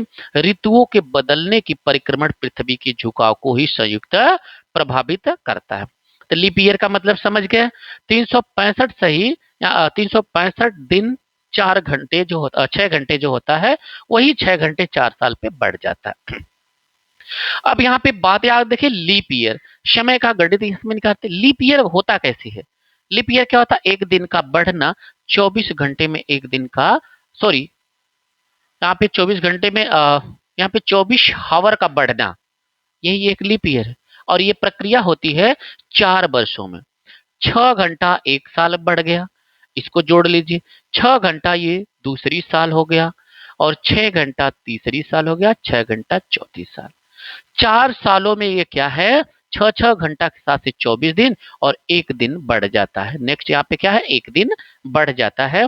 इसी को यहाँ पे क्या है, 6 घंटे यहाँ पे 4 वर्षों में जुड़ करके एक दिन बना देता है। और वो हम जोड़ते कहाँ पे, फरवरी में। फरवरी क्या है, यहाँ पे हर बार तो 28 दिन की होती है, लेकिन जब लीप ईयर आता है उसी में 29 दिन की होती है। तो यहाँ पे हो जाएगा ये। अगला यहाँ पे देखते हैं, उत्तर अयनात यानी कि 21 जून को आता है।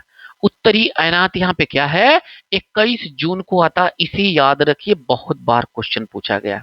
उत्तरी अयनात क्या है, 21 जून को आता है। क्यों, 21 जून को विश्व योग दिवस मनाया जाता है। ये भी पॉइंट ध्यान दीजिएगा। भारत में क्या है, भारत क्या पूरी दुनिया में इंटरनेशनल योग दिवस 21 जून को मनाया जाता है। क्यों, क्योंकि सूर्य की किरणें कर्क रेखा पर सीधी पड़ती हैं।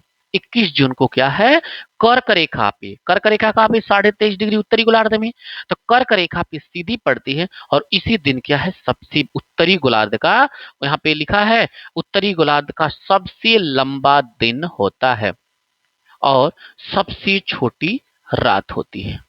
सबसे लंबा दिन कब होता है, 21 जून को होता है। कहाँ पे, उत्तरी गोलार्ध में। आर्कटिक वृत्त के बाद के क्षेत्रों में लगभग 6 महीने तक लगातार दिन रहता है। और जो ये आर्कटिक वाला एरिया हो जाता है, यहाँ पे लगभग 6 महीने दिन ही उसी तरीके से रहता है। और जब यही सेम दक्षिणी गोलार्ध में चला जाएगा 23.5 डिग्री मकर रेखा पर, जब यहाँ पे 23.5 डिग्री साउथ में मकर रेखा पे अगर यह किरणें सीधी पड़ती हैं, तो यही जो यहाँ पे क्या है, उत्तरी गोलार्ध में पूरा दिन दिन चलता है, तो ये पूरी रात रात में बदल जाता है। पूरा 6 महीने का रात ही होता है। समझ में आया। इसमें यहाँ पे दक्षिणी गोलार्ध में शीत ऋतु होती है। तो जब ये बताएगा इसमें उत्तरी गोलार्ध में सूर्य आ जाएगा, कहाँ पे, उत्तरी गोलार्ध में, तो इधर यहाँ पे क्या हो जाता है, दक्षिणी गोलार्ध में पूरा शीत ऋतु में ही कन्वर्ट हो जाता है। अगली पॉइंट यहाँ पे है दक्षिण आयनात। दक्षिण आयनात में यहाँ पे 22 दिसंबर के दिन 23.5 डिग्री दक्षिणी गोलार्ध यानी कि मकर रेखा पर सूर्य की किरणें सीधी चमकती हैं। सूर्य की किरणें सीधी चमकती है, जिसे विंटर सोलिस्टिक यानी कि दक्षिणी ध्रुव सूर्य की ओर झुका होता है, और जिसे मकर रेखा पर लंबवत किरणें पड़ती हैं, यानी कि 23.5 डिग्री साउथ की बात कर रहा, 23.5 डिग्री साउथ की बात कर रहा, मकर रेखा पे पड़ती। और दक्षिणी गोलार्ध में इसी दिन सबसे लंबा दिन और गर्मी का मौसम होता है। और इसमें एक पॉइंट है, यहाँ पे ऑस्ट्रेलिया में क्रिसमस का पर्व जो गर्मियों में मनाया जाता है, और हमारे यहाँ ये आप लोग देखे होंगे सर्दियों में मनाया जाता है। क्यों? क्योंकि ये यहाँ पे क्या है, उस दौरान सूर्य की किरणें मकर रेखा पर यहाँ पे क्या सीधी चमकती हैं। अब यहाँ पे देखते हैं, इस समय उत्तरी गोलार्ध में सर्दी होती, और हमारे यहाँ क्या है, ठंड में दिसंबर का महीना रहेगा, 22 दिसंबर को हमारे यहाँ कड़ाके की ठंड पड़ती है। समझ में आया? क्यों? क्योंकि सूर्य तो चला गया क्या, दक्षिणी गोलार्ध में। अब आइए देखते हैं विषुव के बारे में। 21 मार्च और 23 सितंबर ये है विषुवत रेखा। यहाँ पे क्या है, विषुवत रेखा। इन दोनों डेटों को ध्यान दीजिएगा। 21 मार्च क्या है, 21 मार्च, और यहाँ पे क्या हो जाएगा, 23 सितंबर, 23 सितंबर। इन्हीं दोनों पे क्या है, विषुवत रेखा पर सूर्य की किरणें सीधी पड़ती हैं। विषुवत रेखा की सूर्य की किरणें सीधी पड़ती हैं। दिन क्या है, इक्वल होता है। मतलब इस स्थिति में कोई भी ध्रुव की सूर्य की ओर नहीं झुका होता है। कोई भी ध्रुव सूर्य की ओर नहीं झुका होता है। समझ में आया? और इसमें क्या है, सूर्य की किरणें सीधे विषुवत वृत्त पर ही पड़ती हैं, और इसी के कारण क्या है, दिन और रात बराबर होते हैं, मतलब 12-12 घंटे के। और कब, 21 मार्च 23 सितंबर को। 21 मार्च 23 सितंबर को दिन और रात बराबर होते हैं। समझ में आया? अब इसके बाद इसमें यहाँ पे ध्यान देंगे, यह बसंत और शरद ऋतु का यहाँ पे समय इंगित करता है। बसंत या शरद ऋतु का समय इंगित करता है। तो ये क्या हो जाएगा, 21 मार्च और 23 सितंबर का एक ऐसा दिन होता है जब विषुवत रेखा पे सूर्य की किरणें सीधी पड़ती हैं। क्यों? एक चीज यहाँ पे ध्यान देंगे, 21 मार्च को क्यों, 21 मार्च को सूर्य क्या है, यहाँ पे 23.5 डिग्री मकर रेखा से ये यहाँ पे क्या उत्तरी गोलार्ध में जाता है, और 23 मार्च को इस विषुवत रेखा पे पड़ करके ये फिर कर्क रेखा पर चला जाता है।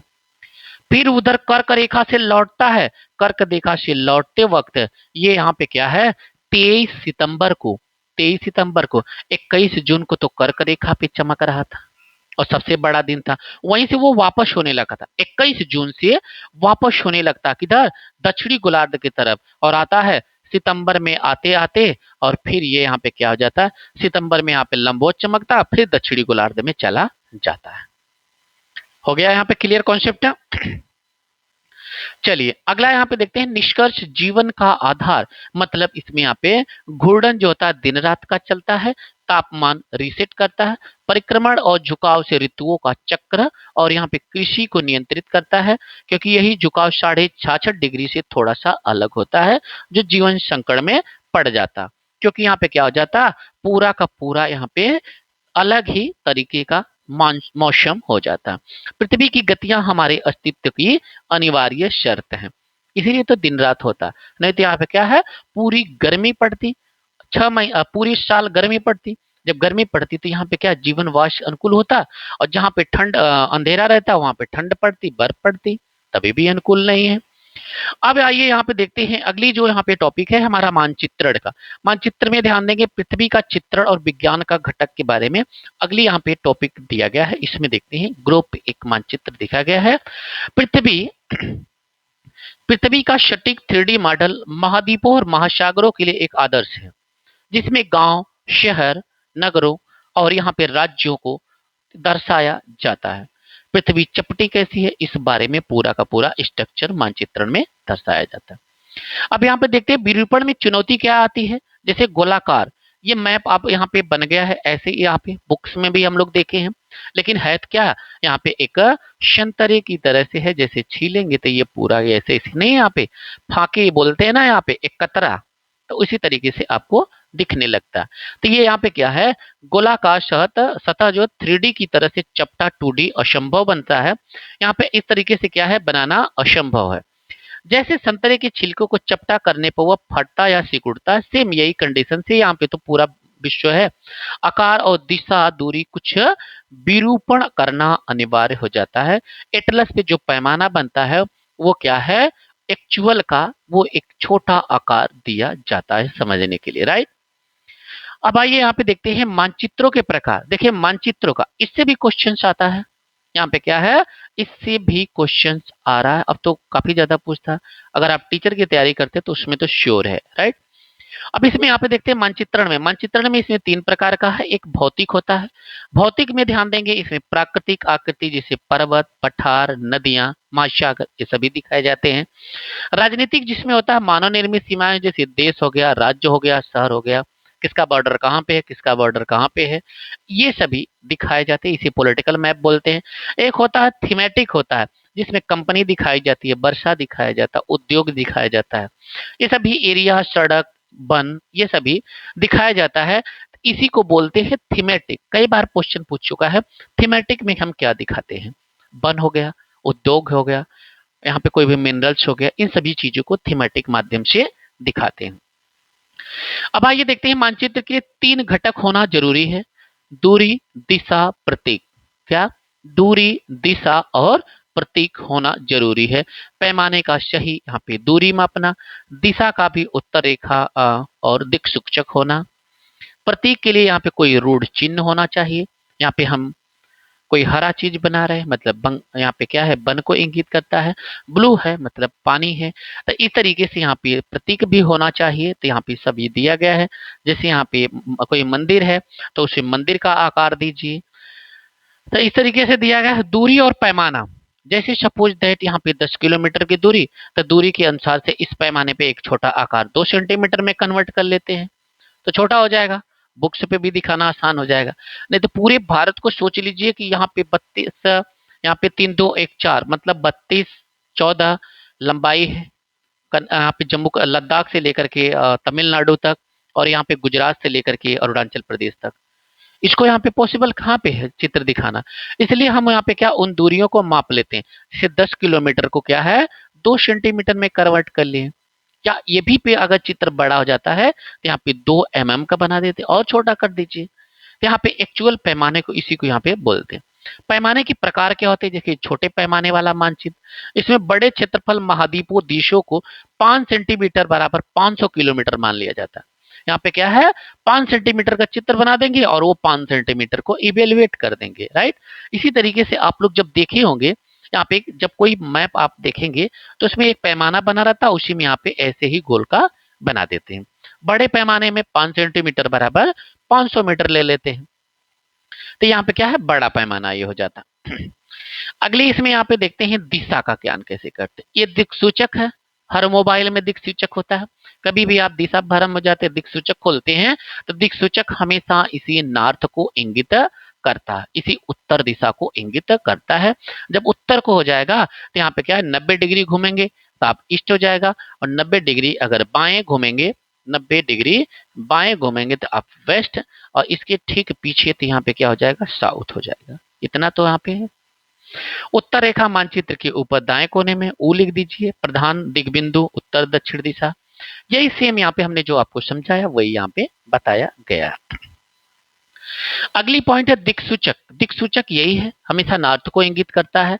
इसमें यहाँ पे क्या है, यह दिशा ज्ञात करने का यंत्र है, और दिक् सूचक सुई हमेशा उत्तर दक्षिण दिशा को ठहराती है।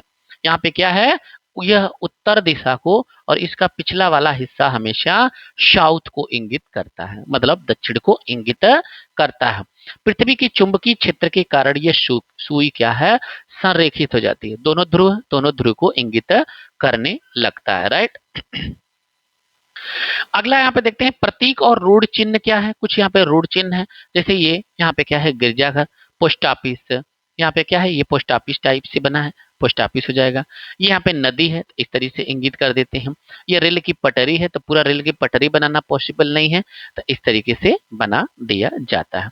क्योंकि यहाँ पे क्या है कोई भी चीज एक्चुअल में दिखाना संभव नहीं होता, तो ये कुछ यहाँ पे क्या है, यहाँ पे रूढ़ चिन्ह होते हैं, उन्हें इस तरीके से मैप में दिखाया जाता है। अब रंगों की भी एक भाषा होती है, इससे भी पहचान है। जैसे यहाँ पे क्या है, पानी है तो ब्लू हो जाएगा। अब ये कोई पठार उठार दिख रहा है तो इसे यहाँ पे येलो कलर दिखा दीजिए। थोड़ा यहाँ पे भूरा कलर दिखा देंगे, ये पर्वत हो जाएगा। अगर यहाँ पे कोई गड्ढा उड्ढा है तो इसे भी यहाँ पे इस तरीके से दिखाते हैं। कोई यहाँ पे बनोन है तो इसे हरा दिखाते हैं। तो ये यहाँ पे पूरा एक स्ट्रक्चर दिया गया है। कोडिंग भी यहाँ पे एक इसकी की जाती है। अब यहाँ पे देखते हैं रेखा चित्र और खाका एक तैयार करना, ये इंपॉर्टेंट है। ये पूरा आपका खाका दिख रहा है, इसे यहाँ पे क्या है, रेखा चित्र कहते हैं। इसे भी यहाँ पे बनाते हैं कि कहाँ पे पहाड़ है, कहाँ पे क्या है। इसका एक चीज एक्चुअल में यहाँ पे खाका बनाते हैं। जैसे एक चीज यहाँ पे ध्यान देंगे, खाका क्या होता है, ये यहाँ पे छोटे चित्रों को बड़े पैमाने पे दिखाया जाता है। इसमें यहाँ पे क्या है, बड़े पैमाने पे दिखाया जाता है। जैसे घर कोई बनता है तो उसका यहाँ पे एक खाका तैयार किया जाता है ना, कहाँ पे किचन रहेगा, कहाँ बाथरूम रहेगा, बेडरूम रहेगा, कोई लॉबी रहेगा, बरामदा रहेगा, पार्किंग, ये सब चीजें, ये भी एक खाका तैयार किया जाता है। वैसे सेम यहाँ पे ये भी रेखा चित्र होता है, राइट। अब यहाँ पे देखते हैं सारांश इसका क्या निकल करके आया, कोई कुछ भी नहीं। पैमाना 3 घटक होते हैं, रोड चिन्ह, यही जो हमने पीछे पढ़ा पूरा यही सारांश। अब आइए यहाँ पे देखते हैं भविष्य की ओर। इसमें यहाँ पे कुछ इंपॉर्टेंट है, जैसे कागज लेकर के मोबाइल टेक्नोलॉजी की ओर जाएंगे तो कोई भी इसमें मतलब नहीं है। अब यहाँ पे पृथ्वी के प्रमुख परिमंडल के बारे में डिस्कस कर लेते हैं। परिमंडल क्या है, इंपॉर्टेंट है, अगली टॉपिक है, इसके बारे में आइए चर्चा करते हैं। परिमंडल में ध्यान देंगे, इसमें यहाँ पे 3 महत्वपूर्ण चीजें। अद्वितीय ग्रह क्या है, पृथ्वी है, परिमंडल। संपूर्ण सौरमंडल में केवल पृथ्वी पर ही जीवन विद्यमान है, राइट, क्योंकि इसमें क्या है, भूमि भी है, जल भी है और हवा। किसी भी जीव को वास के लिए ये तीनों ही आवश्यकता है कि उसे भूमि भी और सुव्यवस्थित होना चाहिए, वहां पे जल होना चाहिए, हवा होना चाहिए। इससे जीवों का क्या होता है, डेवलप होता है। अब यहाँ पे ध्यान देंगे शब्दावली की कुछ उत्पत्ति है। जैसे इसमें यहाँ पे लिथोस पत्थर, भूमंडल। अब इसमें यहाँ पे वाष्प वायुमंडल, राइट, एटमॉस्फियर हो जाएगा। पत्थरों से भूमंडल, वाष्प से वायुमंडल, जल से जलमंडल और जीवन से जीव मंडल बना हुआ है। भूमंडल क्या है, इसके बारे में एक एक करके यहाँ पे देखते हैं। ये भूमंडल आपको दिखाया गया होगा। जितना ही पृथ्वी के ऊपर का रोचक तत्व होता है, स्थलाकृतियां होती है, उच्चावच होते हैं, वैसे ही पृथ्वी के अंदर भी क्या है, उच्चावच स्थलाकृतियां हैं। अभी तो हम लोग बहुत कुछ नहीं जान पाए हैं, क्योंकि पृथ्वी में 11 किलोमीटर से ज्यादा कोई गहराई नहीं खन पाया। पृथ्वी को कैसे देखेगा। पृथ्वी का ठोस भाग भूपटल कहलाता है। इसी तरीके से अगर यहाँ पे इवेलुएट करें तो पृथ्वी पे वैज्ञानिकों ने 3 भागों में इसे डिवाइड किया। पहले को यहाँ पे क्या है, भूपटल बोलते हैं, दूसरे को मेंटल बोलते हैं, तीसरे को कोर से इंगित किया जाता है। अब यहाँ पे क्या है, भूपटल को 2 भागों में, एक महाद्वीप वाली, एक महासागर वाली। बड़ा स्थली जो भूभाग है वो महाद्वीपों का है, विशाल जो जलाशय वाला है वो महासागरीय बेसिन है। ये भूपटल पे ही है, राइट। अब यहाँ पे समुद्र जल का तल सभी जगह समान होता है, ये भी ध्यान देते रहेंगे, क्योंकि सभी एक साथ मिले हुए हैं, जिससे ऊंचाइयों और गहराइयों को मापना आसान हो जाता है। क्यों, क्योंकि पानी रखेंगे उसका आकार ग्रहण कर लेगा, राइट। अगला देखते हैं यहाँ पे पृथ्वी का चरम बिंदु। पृथ्वी का चरम बिंदु क्या होता है, अब यहाँ पे ध्यान, ये है मैरियाना गर्त। क्या है, मैरियाना गर्त। ये पृथ्वी की सतह है, ये क्या है, पृथ्वी का सतह। अगर यहाँ पे इसकी ऊंचाई की बात करें ऊपर की तरफ तो ये 8,848 मीटर, कुछ याद आया, ये माउंट एवरेस्ट है। क्या है, माउंट एवरेस्ट है, नेपाल में। यहाँ पे यही सबसे दुनिया की ऊंचाई है पृथ्वी पे। अगर यहाँ पे गहराई की बात करें तो ये हो जाएगा यहाँ पे पैसिफिक ओशन में, यानी कि प्रशांत महासागर में। कहाँ पे, प्रशांत महासागर में। प्रशांत महासागर में फिलीपींस देश है, उसी के पास में 11,022 मीटर, लगभग यहाँ पे क्या हो जाएगा, 11 किलोमीटर। इतनी गहराई वहां पे एक गर्त है, जिसको यहाँ पे मैरियाना गर्त के नाम से या मैरियाना ट्रेंच के नाम से जाना जाता है, राइट। चलिए यहाँ पे क्या है, पूरी सेम वहां पे नीचे कथा है। ऐतिहासिक कुछ अब यहाँ पे है, माउंट एवरेस्ट के बारे में देख लेते हैं। ये माउंट एवरेस्ट है। अब इसमें यहाँ पे क्या, 29 मई 1953 एडमंड हिलेरी न्यूजीलैंड की और तेंजिंग नोर्गे शेरेपा ये भारत की प्रथम व्यक्ति थे यहाँ पे, राइट। अब यहाँ पे माउंट एवरेस्ट के अभियान में गए थे, और इसके साथ साथ 16 मई 1975 जुंको तेवई जापान की विश्व की प्रथम महिला गई थी। कभी भी अगर बात करें कि एवरेस्ट की चढ़ाई पे पहला व्यक्ति एडमंड हिलेरी और एक यहाँ पे शेरेपा भारत के प्रथम व्यक्ति गए थे। अगर महिला में बात करें तो जुंको तेवई हो जाएंगी, पहली महिला है जो एवरेस्ट की ऊंचाई पे फतेह किया था। उसके बाद यहाँ पे है 23 मई 1984 बछेंद्री पाल हैं, प्रथम भारतीय महिला है, बछेंद्री पाल है यहाँ पे जो एवरेस्ट की चढ़ाई पे गए। कभी ये प्रश्न करे कि लगातार 2 बार माउंट एवरेस्ट पे जाने वाली भारतीय महिला, तो संतोष यादव हो जाएंगी। कौन हो जाएंगी? संतोष यादव। ये ऐसी महिला हैं जो 2 बार लगातार चढ़ी थी, राइट। अगला यहाँ पे पॉइंट देखते हैं, यहाँ पे एशिया और यूरोप के बारे में। एशिया और यूरोप के बारे में ध्यान देंगे। ये है एशिया, यही यूराल पर्वत है, ये यहाँ पे यूरोप से अलग करता है, और ये है एशिया। चित्र में आपको स्पष्ट हो गया। अब यहाँ पे एशिया और यूरोप के बारे में ध्यान देंगे। एशिया विश्व का सबसे बड़ा महाद्वीप, 1/3 क्षेत्रफल, कर्क रेखा यहां से गुजरती है। यहाँ पे 23.5 डिग्री पे ये क्या है, इसमें से यहाँ पे क्या है, एशिया विश्व का सबसे बड़ा महाद्वीप है, 1/3 क्षेत्रफल, कर्क रेखा गुजरती है कह रहा है। तो यह क्या हो जाएगा, एशिया से कर्क रेखा होकर के गुजरती है। भारत से भी कर्क रेखा होकर के गुजरती है क्योंकि 23.5 डिग्री है, एशिया से गुजरती है। यूरोप एशिया से छोटा है। यूरोप क्या है, एशिया से छोटा है, 3 तरफ से ये जल से घिरा है। यहाँ पे देखेंगे तो ये यूरोप क्या है, यूरोप 3 तरफ से जल से, उत्तर में आर्कटिक, इधर यहाँ पे अंटार्कटिका, और ये यहाँ पे क्या हो जाएगा नीचे, इसमें यहाँ पे 3 तरफ से जल से घिरा है, ये भूमध्य सागर 3 तरफ से जल से घिरा है, आर्कटिक वृत्त से गुजरता है। यूरेशिया किसको बोलते हैं, इसको ध्यान देंगे।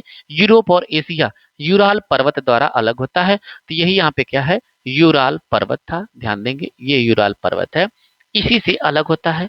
यहाँ पे यूराल पर्वत रसिया को 2 बराबर भागों में डिवाइड करता है, और यही यूरेशिया है जो भारत पहले यहाँ पे नहीं था, जब आया तो ये यूरेशिया वाले प्लेट से टकराया और हिमालय पर्वत का निर्माण हुआ था, राइट। आगे चल के उसके बारे में हम काफी ज्यादा डिटेल से देखेंगे। इससे पहले यहाँ पे अफ्रीका के बारे में देखते हैं।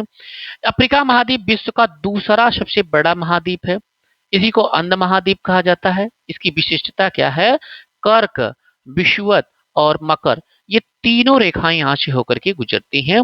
किससे, यहाँ पे कर्क हो जाएगा, इक्वेटर हो जाएगी, और ये मकर रेखा, तीनों की तीनों रेखाएं क्या है, अफ्रीका महाद्वीप से होकर के गुजरती हैं। और इसमें यहाँ पे देखेंगे क्या है, भूगोल में इसमें सहारा रेगिस्तान है, सबसे बड़ा गर्म रेगिस्तान है, और यहाँ पे नील नदी सबसे लंबी नदी है, और चारों तरफ समुद्रों से घिरा हुआ, और ये महासागरों से ये घिरा हुआ है, राइट।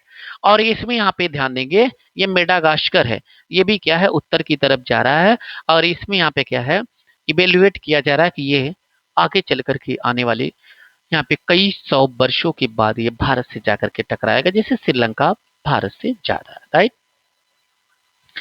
अगली पॉइंट देखते हैं यहाँ पे उत्तर और दक्षिण अमेरिका दोनों के बारे में। ये उत्तरी अमेरिका है, इसमें यहाँ पे क्या है, 3 प्रमुख राज्य हैं, जैसे कनाडा, संयुक्त राज्य अमेरिका, मैक्सिको। तो ये उत्तरी अमेरिका, और ये दक्षिणी अमेरिका हो जाएगा। नीचे की साइड में ये दक्षिणी अमेरिका है, और ये हो जाएगा उत्तरी अमेरिका हो जाएगा, राइट। इसी के बीच में यहाँ पे एक जल संधि होती है, पनामा जल संधि होती है, स्थल संधि है, सॉरी हमने जल संधि बोला, यहाँ पे क्या है, ये स्थल संधि है, इन दोनों को अलग करते हैं। अब यहाँ पे पनामा स्थल संधि क्या है, एक सकरा स्थल है, ये जो उत्तर और दक्षिण अमेरिका को जोड़ने का कार्य करता है। और ये दक्षिण अमेरिका के इंपॉर्टेंट ये है कि एंडीज पर्वत, ये विश्व की सबसे लंबी पर्वत है। अगर एंडीज पर्वत की अगर बात करें तो ये यहाँ पे क्या हो जाएगा, इसकी पश्चिमी तट पर स्थित हो जाती है। कहाँ पे है, पश्चिमी तट पे, पेरू से लेकर के चिली होते हुए ये पूरा नीचे तक चली जाती है, यहाँ तक किनारे तक, राइट। ये पेरू है और ये चिली हो जाएगा, राइट। सबसे पर्वत श्रृंखला लंबी कौन सी है, तो यही एंडेज हो जाएगा। इसके बाद अमेजन नदी है, विश्व की सबसे बड़ी नदी यहाँ पे है। किसके मामले में, आयतन के मामले में अमेजन नदी, इसी यहाँ पे दक्षिण अमेरिका के ब्राजील में बहती है। अमेजन वर्षा इसी पे यहाँ पे होती है। अमेजन वन भी नाम उसके नाम पे है। आयतन के दृष्टि से, क्योंकि इसमें यहाँ पे क्या है, विषुवत रेखा के पास पे है, तो विषुवत रेखा के पास पे घनघोर वर्षा होती है और ये पानी सबसे ज्यादा ग्रहण करती है, तो इसीलिए आयतन की दृष्टि से ये क्या है, सबसे महत्वपूर्ण मानी जाती है। अगली पॉइंट यहाँ पे देखते हैं, ऑस्ट्रेलिया और अंटार्कटिका। अंटार्कटिका तो ये क्या है, पूरा बर्फ से ढका है। ऑस्ट्रेलिया में कुछ ठीक ठाक जमीन है।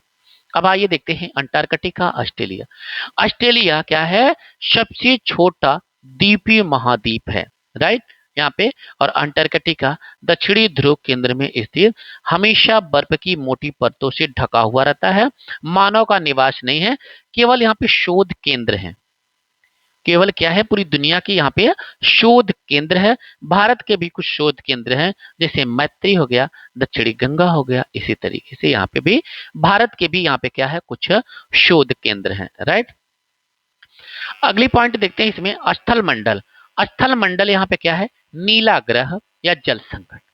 यहाँ पे क्या है, नीला ग्रह, फिर भी जल संकट क्यों है? यहाँ पे सॉरी जलमंडल है। जलमंडल को यहाँ पे क्या है, पृथ्वी को जलमंडल, जलमंडल में अगर देखा जाए तो पृथ्वी को नीला ग्रह कहा जाता है, फिर भी हमारे यहाँ क्या है, पृथ्वी पे जल संकट है, क्यों, आइए देखते हैं। इसमें यहाँ पे ध्यान देंगे, 97.5% जल ये महासागरों में है, और ये महासागर वाले जल क्या है, खारा है। बच जाते हैं यहाँ पे 2.5%, ये अलवण जल हैं जो पीने योग्य हैं। ये क्या है, बर्फ और भूमिगत में है केवल 2.5%, राइट। अब इसी के साथ साथ ये 2.5% जो जल हैं, ये बर्फ और भूमिगत में है। इस तरीके से केवल मात्र यहाँ पे क्या है, 71% पानी होने के बाद भी यहाँ पे क्या है, 71% का 2.5% हिस्सा ही केवल पीने योग्य है, राइट। चलिए यहाँ पे अगली पॉइंट देखते हैं। अगला पॉइंट है प्रशांत और अटलांटिक महासागर के बारे में। प्रशांत और अटलांटिक महासागर। अटलांटिक महासागर को ये यहाँ पे क्या है, एस आकार से इंगित किया जाता है। दुनिया का सबसे बड़ा महासागर कौन सा है, तो ये प्रशांत महासागर है, सबसे विशाल है, और इसकी हिस्सा देखें तो पृथ्वी पर 1/3 भाग जल का यह आकार है। 3 बटे जल भाग, ये क्या है, 1/3 यहाँ पे जल ग्रहण करता है कौन, प्रशांत महासागर। आकार में क्या है, गोलाकार है लगभग। और सबसे गहरा बिंदु कौन सा, मैरियाना गर्त, हम लोग देखे हैं। अटलांटिक महासागर, इसका आकार क्या है, ऐसा आकार का, जिससे प्रश्न बनता है, उससे हमने उसी टॉपिक को यहाँ पे फोकस कर रहे हैं। रेखा प्राकृतिक पोताश्रयों के लिए यह आदर्श मानी जाती है। सबसे व्यस्त महासागर का अगर नाम आए तो इसी अटलांटिक महासागर को कहिएगा। इस अटलांटिक महासागर को दक्षिणी या उत्तरी, तो सबसे व्यस्त महासागर ये उत्तरी अटलांटिक महासागर हो जाएगा। सबसे व्यस्त महासागर उत्तरी अटलांटिक महासागर हो जाएगा। अब पूछेंगे क्यों, क्योंकि ये अमेरिका को यूरोप से कनेक्ट करता है, तो यहाँ पे अमेरिका और यूरोप के बीच में आवागमन इतना ज्यादा रहता है कि ये सबसे व्यस्ततम महासागर को इंगित करता, राइट। अगला यहाँ पे देखते हैं महासागरों का परिचय, हिंद, दक्षिणी और आर्कटिक महासागर के बारे में। आइए देखते हैं, यहाँ पे दिया गया है हिंद महासागर। हिंद महासागर एक ऐसा महासागर है जो किसी देश के नाम पर इसे यहाँ पे नाम इसका पड़ा है, हिंद महासागर, हिंदुस्तान के नाम पे हिंद महासागर। अब यहाँ पे हिंद महासागर एकमात्र महासागर जिसका नाम किसी देश भारत के नाम पे पड़ा है। अगर इसकी बात करें तो हिंद महासागर का आकार है त्रिभुजाकार है, कैसा है, त्रिभुजाकार। अगला देखते हैं दक्षिणी महासागर अंटार्कटिका महाद्वीप को घेरता है, और ये आर्कटिक महासागर उत्तरी ध्रुव में स्थित बेरिंग जलसंधि द्वारा प्रशांत महासागर से जुड़ा हुआ है। किससे, बेरिंग जलसंधि द्वारा जुड़ा हुआ है। अगला इसमें देखते हैं वायुमंडल संगठन और महत्व। इनके यहाँ पे वायुमंडल, वायुमंडल में सबसे ज्यादा जो गैस है ये नाइट्रोजन की है, दूसरी ऑक्सीजन की है, और 1% में अन्य सभी गैसें विद्यमान है, राइट। तब यहाँ पे क्या है, यहाँ पे मिश्रण में 18% नाइट्रोजन, ऑक्सीजन 21%, अन्य यहाँ पे इसमें विद्यमान है। नाइट्रोजन प्राणियों की वृद्धि करती है, नाइट्रोजन क्या है, प्राणियों की वृद्धि करती है, और ऑक्सीजन सांस लेने के लिए होती है। CO2 क्या है, पृथ्वी की ऊष्मा को अवशोषित कर तापमान संतुलित करता है, राइट। तो सब गैसें क्या है, पृथ्वी पर जीवन अनुकूल करने के लिए यहाँ पे सहायक होती हैं। अगली पॉइंट यहाँ पे देखते हैं, इसमें यहाँ पे मंडल बांटा गया। वायुमंडल की संरचना, संरचना की दृष्टि से इसमें यहाँ पे 5 परतें दी गई हैं। क्षोभ मंडल, समताप मंडल, मध्य मंडल, आयन मंडल और बाह्य मंडल, जिसे यहाँ पे बहिर्मंडल भी कहीं कहीं पे बोलते हैं। तो यह हो जाएगा वायुमंडल। क्षोभ मंडल जो है, इसमें यहाँ पे मौसम संबंधित घटनाएं होती हैं। मौसम संबंधित जितनी भी घटनाएं होती हैं, चाहे बादल बरसना, गर्जन, चमकना, बादल बनना, ये सभी मौसम संबंधित घटनाएं इसी क्षोभ मंडल में होती हैं। और ये है समताप मंडल। समताप मंडल में वायुयान से रिलेटेड, वायुयान यहीं पे उड़ते हैं और यहीं पर ओजोन परत भी है। इंपॉर्टेंट है, कई बार क्वेश्चन आया था। ओजोन परत यहीं पे है। और ये है आयन मंडल। आयन मंडल में सैटेलाइट यहाँ पे भेजी जाती है। मध्य मंडल में उल्का पिंड है, ध्यान देंगे इसी का घर्षण होता है। आयन मंडल से ही यहाँ पे क्या है, हमें जो यहाँ पे नेटवर्क मिलता है, यहाँ पे इसी से परावर्तित होती है, राइट। तो इस तरीके से यहाँ पे ये सभी संरचना हो गई यहाँ पे परतों का। अब यहाँ पे घनत्व देखिए, समुद्र तल पर सर्वाधिक है और ऊंचाई के साथ साथ ये घटता जाता है, इसीलिए पर्वतारोहियों को सांस लेने में कठिनाई होती है। इसके साथ साथ पवन की बात करें तो ये वायु उच्च दाब से निम्न दाब की ओर बहती है। वायु हमेशा क्या है, उच्च दाब से निम्न दाब की ओर हमेशा बहती है। अगली पॉइंट देखते हैं, ये जो जीवमंडल बना है, इसमें यहाँ पे क्या है, स्थल मंडल, जल, हवा, तीनों को यहाँ पे मिश्रण जो होता है उसे जीवमंडल बोलते हैं। अगली पॉइंट देखते हैं, पारिस्थितिक संतुलन के बारे में ध्यान देंगे और चुनौतियां क्या हैं। उद्योग प्रदूषण से वायुमंडल में CO2 की वृद्धि होती है। जब भी ये कंपनियां चलती है, इसमें धुआं धक्कड़ होता है। इससे परिवहन से इसमें क्या है, CO2 की यानी कि कार्बन डाइऑक्साइड की मात्रा में वृद्धि हो रही है। और इसी वृद्धि होने से भूमंडलीय तापन अत्यधिक ऊष्मा अवशोषण कर यहाँ पे क्या है, पृथ्वी के तापमान को बढ़ा देता है। क्या करता है, पृथ्वी के तापमान को बढ़ा देता है। इससे निष्कर्ष ये निकलता है, संसाधनों का सीमित संतुलित उपयोग अनिवार्य होना चाहिए। अगली पॉइंट आइए देखते हैं, यहाँ पे इसके सारांश से पृथ्वी की 4 परिमंडलों का संगम, जिसमें भूमंडल, जलमंडल, वायुमंडल और एक होता है जीवमंडल। यहाँ पे क्या है, जीवमंडल। 7 महाद्वीप हैं, 5 महासागर यहाँ पे परिभाषित है। ये सभी यहाँ पे इंपॉर्टेंट पॉइंट हैं, याद रखें।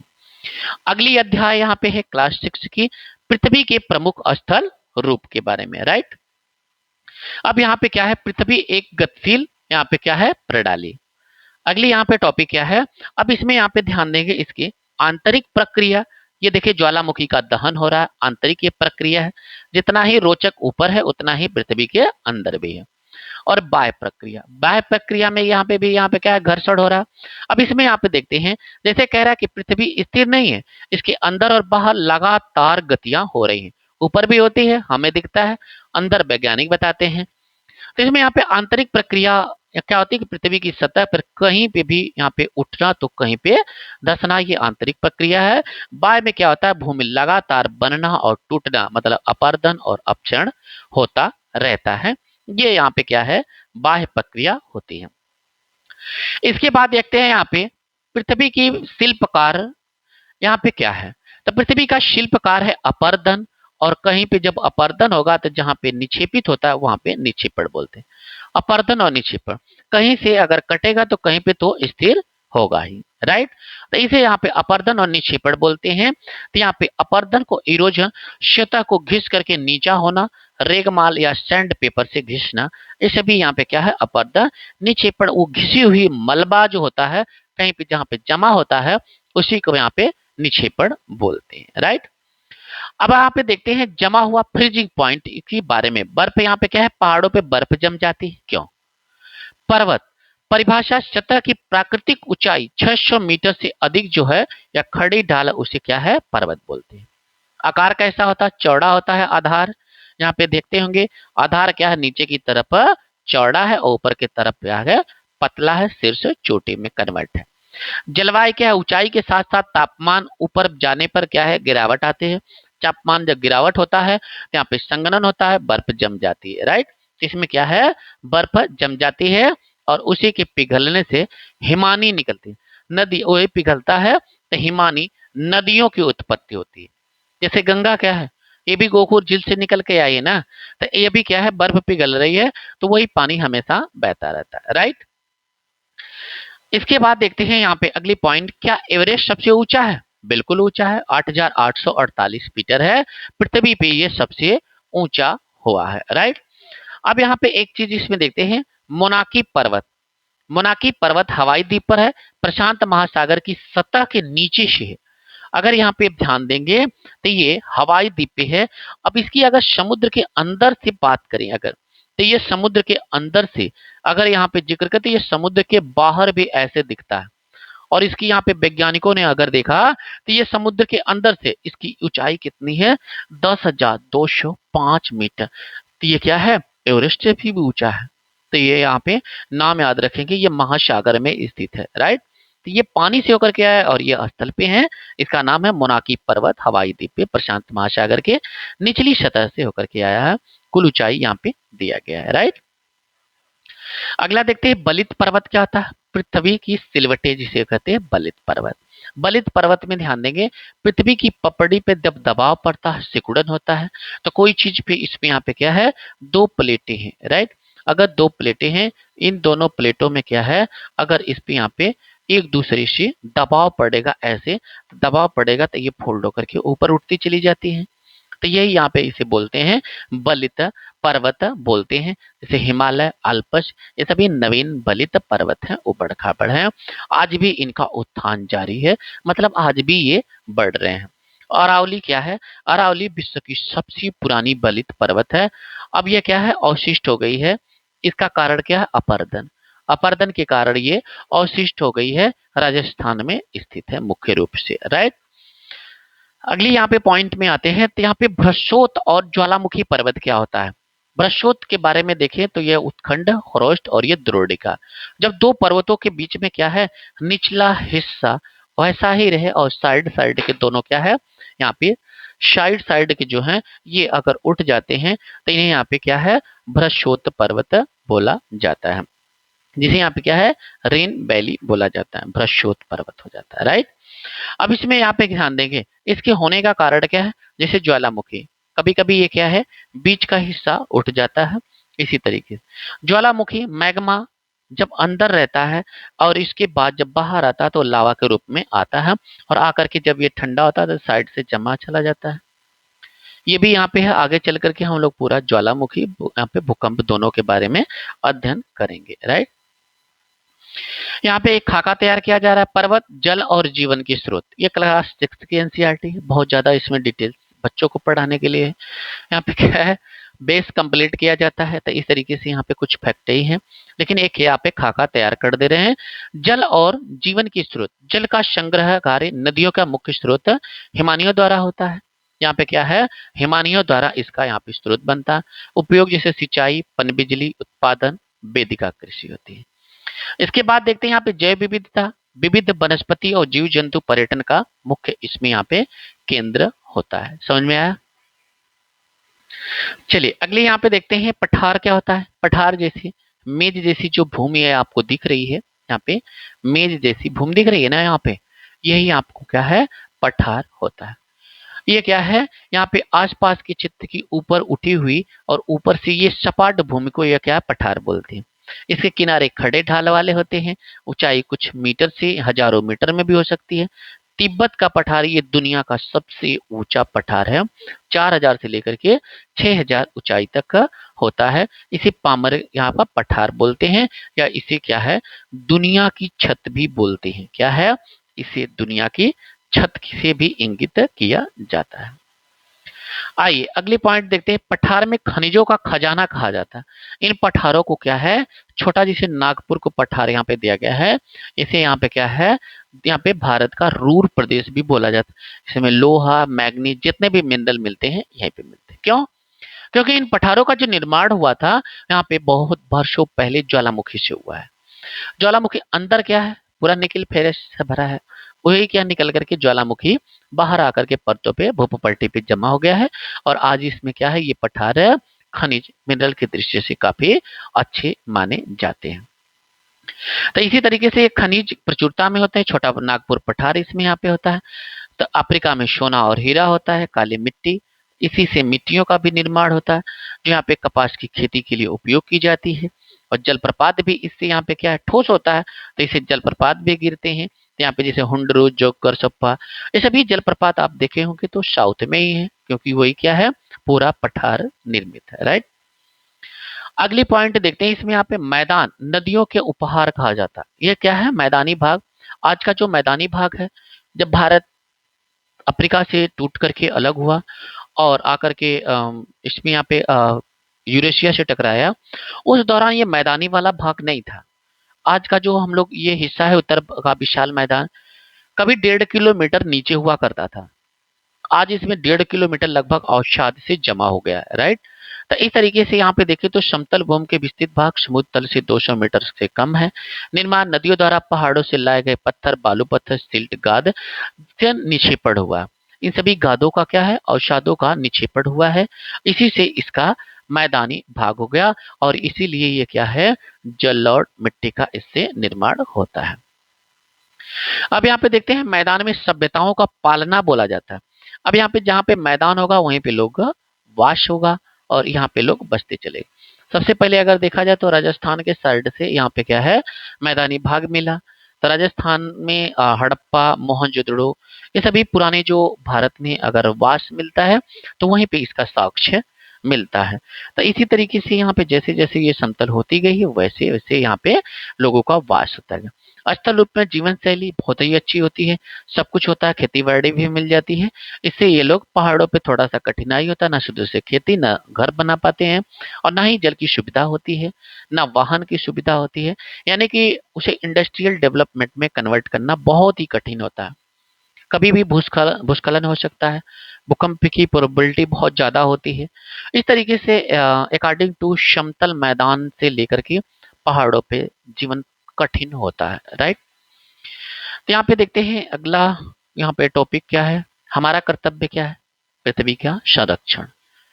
पृथ्वी का संरक्षण एक टर्म्स इसमें यहाँ पे है, पूरा दिया गया था एनसीईआरटी में। इस टॉपिक को रखने का उद्देश्य ये है, पृथ्वी के संरक्षण के लिए बार बार अर्थ डे मनाया जाता है हर साल, जल दिवस, एनवायरमेंट डे। तो इस तरीके से यहाँ पे क्या है, ये सभी पृथ्वी की सुरक्षा के लिए किया जाता है ताकि आप प्रदूषण कम करें, पृथ्वी की रक्षा करें। आने वाले पीढ़ियों के लिए हम पृथ्वी की यहाँ पे जिक्र करते हैं। अब इसमें यहाँ पे निष्कर्ष ये निकला, भूगोल और इतिहास का निर्माता। भूगोल और इतिहास दोनों एक दूसरे से कनेक्टेड हैं। जैसे भूगोल चलता है वैसे ही इतिहास होता है, भूगोल से ही इतिहास बना है। ये यहाँ पे एक स्लाइड समाप्त हुई। यहाँ पे अगली यहाँ पे टॉपिक के बारे में अगर देखें तो आइए, यहाँ पे एक और भी यहाँ पे छोटी टॉपिक और बचा है। टॉपिक नंबर यहाँ पे चैप्टर नंबर 7। आप अगर चैप्टर नंबर 7 में जाएंगे तो उसमें यहाँ पे जिक्र मिलेगा, क्या ध्यान देंगे, भौगोलिक विस्तार। इसमें पूरा का पूरा भारत के बारे में जिक्र किया गया है। चैप्टर नंबर 7 में देख लेते हैं। तो चैप्टर नंबर 7 में जाएंगे तो भारत में यहाँ पे क्या है, भारत का अगर क्षेत्रफल की बात करें तो 32,87,263 होता है पूरा, यहाँ पे लाख वर्ग किलोमीटर। तो यहाँ पे 32.8 लाख वर्ग किलोमीटर हो जाएगा।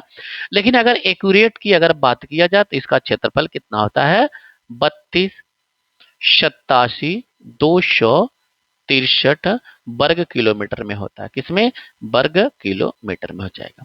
इसका उत्तर दक्षिण कश्मीर से लेकर के कन्याकुमारी तक लगभग यहाँ पे क्या है, 3200 किलोमीटर, और पूर्व पश्चिम में अरुणाचल से कच्छ तक लगभग 2900 किलोमीटर हो जाएगा। राइट। यहाँ पे एग्जैक्ट इसकी अगर यहाँ पे बात करें एनसीईआरटी के अनुसार तो यहाँ पे क्या हो जाएगा, यहाँ पे 3214 किलोमीटर हो जाएगा।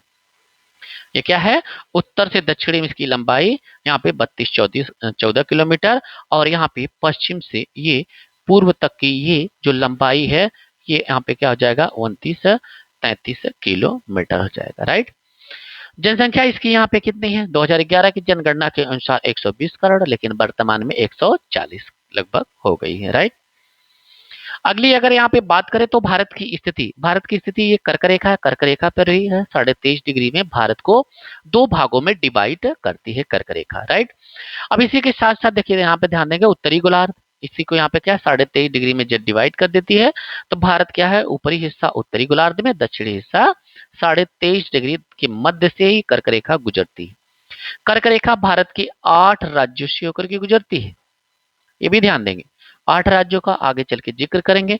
8 राज्यों का नाम हम बता देते हैं। तो पहला राजस्थान, गुजरात, पश्चिम के साइड से देखेंगे तो गुजरात, राजस्थान, मध्य प्रदेश, छत्तीसगढ़, झारखंड।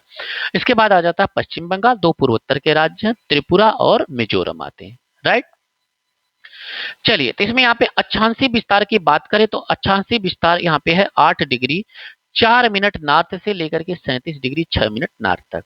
देशांतरी की अगर बात करें तो 68 7 डिग्री यहाँ पे 7 जो है मिनट में है, ईस्ट से लेकर के 97 डिग्री 25 मिनट यहाँ पे ईस्ट तक है। राइट, ये तो हो गया अक्षांशीय और देशांतरी। मानक समय की अगर बात करें तो भारत का मानक समय ये मिर्जापुर दिया गया है, इलाहाबाद के नैनी और मिर्जापुर को इवेल्युएट किया जाता है। पश्चिमी बिंदु और पूर्वी बिंदु में 2 घंटे का अंतर है, 82.5 डिग्री यहाँ पे इंगित किया गया है। कितना? 82.5 डिग्री। राइट, यहाँ पे क्या है, 82.5 डिग्री इंगित किया गया है। 82.5 डिग्री यानी कि 5.5 घंटा आगे है। कितना?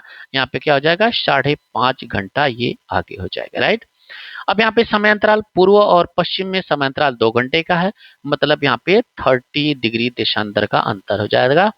29 डिग्री का देशांतर विस्तार 1 डिग्री 4 मिनट होता है। तो इसलिए भारत में यहाँ पे एक ही मानक समय रेखा मानी गई है कि यहाँ पे भारत में आसानी होगी समय के प्रणाली के माध्यम से। राइट, अगला देख लेते हैं भारत के कुछ पड़ोसी देश हैं। भारत की पड़ोसी देशों की संख्या की अगर बात करें तो 9 है। भारत के पड़ोसी देशों की संख्या कितनी है? 9 है। 9 में यहाँ पे तात्पर्य हो जाएगा 7 स्तर रूप से और 2 यहाँ पे जल रूप से, यानी कि यहाँ पे क्या है, समुद्र के माध्यम से। इसमें यहाँ पे अगर बात करें तो पड़ोसी देशों में, तो इसमें ध्यान देंगे सबसे ज्यादा जो सीमा लगाती है वो बांग्लादेश की लगाती है। बांग्लादेश हो जाएगा, म्यांमार हो जाएगा, भूटान, चाइना हो जाएगा, नेपाल हो जाएगा। और यहाँ पे थोड़ा सा बॉर्डर बना था अफगानिस्तान। सबसे कम बॉर्डर अफगानिस्तान का है 106 किलोमीटर। फिर उसके बाद पाकिस्तान। ये हो गए कुल मिलाकर 7। और इसमें यहाँ पे दो इसमें यहाँ पे उत्तर दक्षिण दिशा में है, एक है श्रीलंका और एक है यहाँ पे मालदीव है। कौन है? मालदीव हो जाएगा। तो ये कुल मिलाकर के इसमें यहाँ पे नाम लिखा है, सॉरी, चीन, नेपाल, भूटान, म्यांमार, बांग्लादेश, पाकिस्तान, अफगानिस्तान, 2 द्वीपीय पड़ोसी देश हैं जो कि पानी में है। ये यहाँ पे क्या है, समुद्र में है, श्रीलंका और मालदीव। इस तरीके से कुल 9 हो जाते हैं। राइट, सबसे ज्यादा अगर बात करेंगे कि पड़ोसी देश की सीमा कौन किससे साझा करता है तो बांग्लादेश से। बांग्लादेश से 4096 किलोमीटर का बॉर्डर लगाता है। क्लास 9th की जब हम एनसीईआरटी पढ़ेंगे वहां पे भारत का भौगोलिक स्थिति और इसका काफी ज्यादा भारत के बारे में डिटेल से हम जिक्र करेंगे। राइट, चलिए अगला देखते हैं। यहाँ पे राजनीतिक रूप से अगर डिवाइड किया जाए तो राजनीतिक रूप से भारत का ये है, यहाँ पे भारत में टोटल 28 प्लस 8 मतलब यहाँ पे 36 राज्य हैं, 8 केंद्र शासित प्रदेश हैं। यहाँ पे लद्दाख और जम्मू कश्मीर भी केंद्र शासित प्रदेश हो गए। भारत की राजधानी नई दिल्ली है और भारत के 8 केंद्र शासित प्रदेश हैं। और भारत का पूर्व में बंगाल की खाड़ी है और पश्चिम में अरब सागर है। तो ये पूर्व में क्या हो जाएगा, बे ऑफ बंगाल हो जाएगा। बे ऑफ बंगाल मतलब बंगाल की खाड़ी हो जाएगी। इसके दक्षिण में हिंद महासागर और पश्चिम में अरब सागर है। तो भारत भी 3 तरफ से महासागरों से घिरा हुआ है, सागर या महासागर से घिरा हुआ है। राइट, क्षेत्रफल के अनुसार देखें तो राजस्थान सबसे बड़ा हो जाता है और गोवा सबसे छोटा हो जाता है। राजधानी नई दिल्ली है। राइट, अगला यहाँ पे टॉपिक यहाँ पे क्या है, भारत का भौतिक विभाजन अगर देखिए तो हिमालय यहाँ पे मुख्य रूप से तो वैसे ही ये 5 भागों में डिवाइड किया जाता है। क्या है? 5 भागों में डिवाइड किया जाता है। हिमालय पर्वत, उत्तरी मैदान, मरुस्थल, प्रायद्वीपीय, तटीय और द्वीप। किसी किसी बुक में आप पढ़े होंगे इस द्वीप को अलग कर देता है। तो कहीं कहीं पे ये क्या है, पूरा हिमालय पर्वत और ये जिसे उत्तर का पर्वतीय क्षेत्र बोलते हैं, उत्तरी मैदान, मरुस्थल, महाद्वीप, तटीय मैदान। कहीं कहीं पे 6 में दिया रहता है, इस द्वीप को अलग कर देता है। कहीं कहीं पे यहाँ पे एनसीईआरटी में एक ही में दिया है, टोटल 5 भागों में। राइट, उत्तर के पर्वतीय के बारे में थोड़ा सा एक खाका तैयार कर लेते हैं। उत्तर का पर्वतीय हिमालय, इसका हिम प्लस आलय मतलब बर्फ का घर, बृहत हिमालय, मध्य हिमालय और एक यहाँ पे आ जाता है शिवालिक हिमालय। हिमालय मुख्य रूप से 3 भागों में डिवाइड होता है। कौन सा? बृहत हिमालय, मध्य हिमालय, शिवालिक हिमालय। और इस बृहत हिमालय के यहाँ पे उत्तर में है ट्रांस हिमालय, जिसमें यहाँ पे क्या है, काराकोरम, जास्कर और कैलाश पर्वत श्रेणी, ये सभी विद्यमान है। आगे चल करके हम लोग पूरा जिक्र करेंगे 9th की क्लास में। उत्तरी मैदान के बारे में जिक्र करें तो ये जस्ट हिमालय के दक्षिण में स्थित है, विशाल मैदान वाले क्षेत्र में, जिसमें मुख्य रूप से सिंधु, गंगा, ब्रह्मपुत्र उनकी सहायक नदियां इसमें यहाँ पे जलोढ़ निक्षेप करती हैं और इसी से समतल बना, और ये कृषि के लिए सर्वोत्तम माना जाता है। जनसंख्या घनत्व भी सबसे यहाँ पे ज्यादा है, ये देखिए नदियों के द्वारा यहाँ पे बनाया गया। अगली बात करते हैं भारतीय मरुस्थल के बारे में। भारतीय मरुस्थल क्या है? ये पश्चिमी भाग में स्थित है भारत के। जलवायु अत्यधिक गर्म, शुष्क, रेतीली है और यहाँ पे पानी की कमी के, यहाँ पे कमी क्या, ना के बराबर है। यहाँ पे है नागफनी उगा हुआ है, जैसे यहाँ पे क्या है, मोटे पत्तेदार कंटीले वन इस एरिया में उगते हैं, राइट। अब इसके बाद यहाँ पे देखते हैं प्रायद्वीपीय पठार। प्रायद्वीपीय पठार आकृति में ये त्रिभुजाकार है। पूरी अगर यहाँ पे बात करें तो ये गुजरात के एरिया से लेकर के ये यहाँ पे पूरा उड़ीसा तक जाता है और ये साउथ में आ जाता है, राइट। तो इस तरीके से इसमें यहाँ पे ये पूरा हिस्सा है, ये भी यहाँ पे क्या है, जलोढ़ से निर्मित है और शाद द्वारा नदियों की निर्मित है। तो यही यहाँ पे क्या है, त्रिभुजाकार जो भाग है, यहाँ पे विंध्याचल रेंज हो गया, नर्मदा, सतपुरा, ताप्ती नदियां इसमें भी यहाँ पे हैं, भ्रंश घाटी से होकर के बहती हैं। तो ये हो जाएगा आकृतिक प्रायद्वीपीय पठार की कैसी, त्रिभुजाकार है। और यही ध्यान देंगे मूल भारत यही है, बाकी तो सभी क्या है, अवसाद, नदियों के अवसाद के द्वारा निर्मित हुए हैं। तो इस तरीके से इसमें अरावली पर्वत की विशेष सबसे पुरानी श्रृंखला भी आ जाएगी। नदी इसमें 2 महत्वपूर्ण है, नर्मदा और ताप्ती, जो पश्चिम की ओर बहती हैं।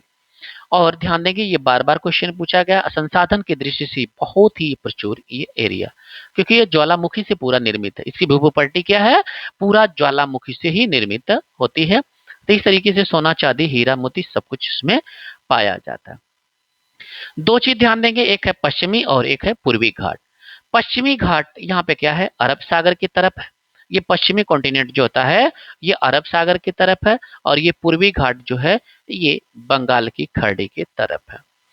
तो ये भी यहाँ पे क्या है, पूर्वी भाग ज्यादा कटा छटा है, पश्चिमी घाट की ऊंचाई अधिक है, और ये खड़ी ढाल है, इसकी यहाँ पे क्या है, नम ढाल है। ये यहाँ पे इंपॉर्टेंट पॉइंट इसमें हो जाती है। तटीय मैदान के बारे में ध्यान देंगे, आगे चल करके हम लोग बहुत डिटेल से पढ़ेंगे। और डेल्टा, तटीय मैदान में जैसे सुंदरबन का डेल्टा, ये सभी यहाँ पे तटीय भी तो है, गंगा ब्रह्मपुत्र का मुहाना। रिकॉर्ड क्या, विश्व का सबसे बड़ा डेल्टा यही है, सुंदरबन का डेल्टा। सुंदरी नामक वृक्ष के नाम पर ये पड़ा हुआ है। तटीय मैदान की बात करें तो पूर्वी तट चौड़ा है, पश्चिमी तट सकरा है। इन सब के बारे में काफी ज्यादा हम लोग आगे चल करके डिटेल से पढ़ेंगे। द्वीप की बात करें तो भारत में 2 द्वीप है, एक है लक्षद्वीप जो यहाँ पे क्या है, कोरल द्वीप से बना है, और एक है अंडमान निकोबार द्वीप, यहाँ पे 2 प्रकार। ये बंगाल की खाड़ी में स्थित है और ये यहाँ पे अरब सागर में स्थित है, बार बार बता चुके हैं। लक्षद्वीप प्रवाल यहाँ पे द्वीपों से निर्मित है। अंडमान सागर ये क्या है, बंगाल की खाड़ी में स्थित है। आगे चल के इनका पूरा जिक्र करेंगे। निष्कर्ष क्या निकला, भारत की जलवायु, वनस्पति, भाषा, संस्कृति के आधार पे यहाँ पे बहुत ही विविधता में एकता पाई जाती है। यहाँ पे हर प्रकार का धर्म, हर प्रकार की जाति, हर प्रकार की संस्कृति, हर प्रकार का कल्चर, हर प्रकार की जलवायु, शीत उष्ण सब कुछ पाया जाता है। वैसे अगर देखिए भारत दर्शन पूरी दुनिया के दर्शन के बराबर हो जाता है, राइट। ये सभी इंपॉर्टेंट यहाँ पे पॉइंट बन गए हैं। अब यहाँ पे देखते हैं अध्याय नंबर 8, और हमें लग रहा है ये अंतिम टॉपिक होती है। अब यहाँ पे अध्याय नंबर 8 जलवायु, वनस्पति और वन्य प्राणी के बारे में डिस्कस करते हैं यहाँ पे। अब इसमें यहाँ पे जलवायु के बारे में ध्यान देंगे। मौसम है, बारिश हो रही है, अस्थायी होता है, और ये होता है दीर्घकालिक होता है, राइट। अब इसमें यहाँ पे क्या है, मौसम। मौसम किसे कहते हैं इसके बारे में डिटेल से देखते हैं। मौसम क्या होता है, वायुमंडल में दिन प्रतिदिन होने वाले जो परिवर्तन होता है उसे मौसम बोलते हैं।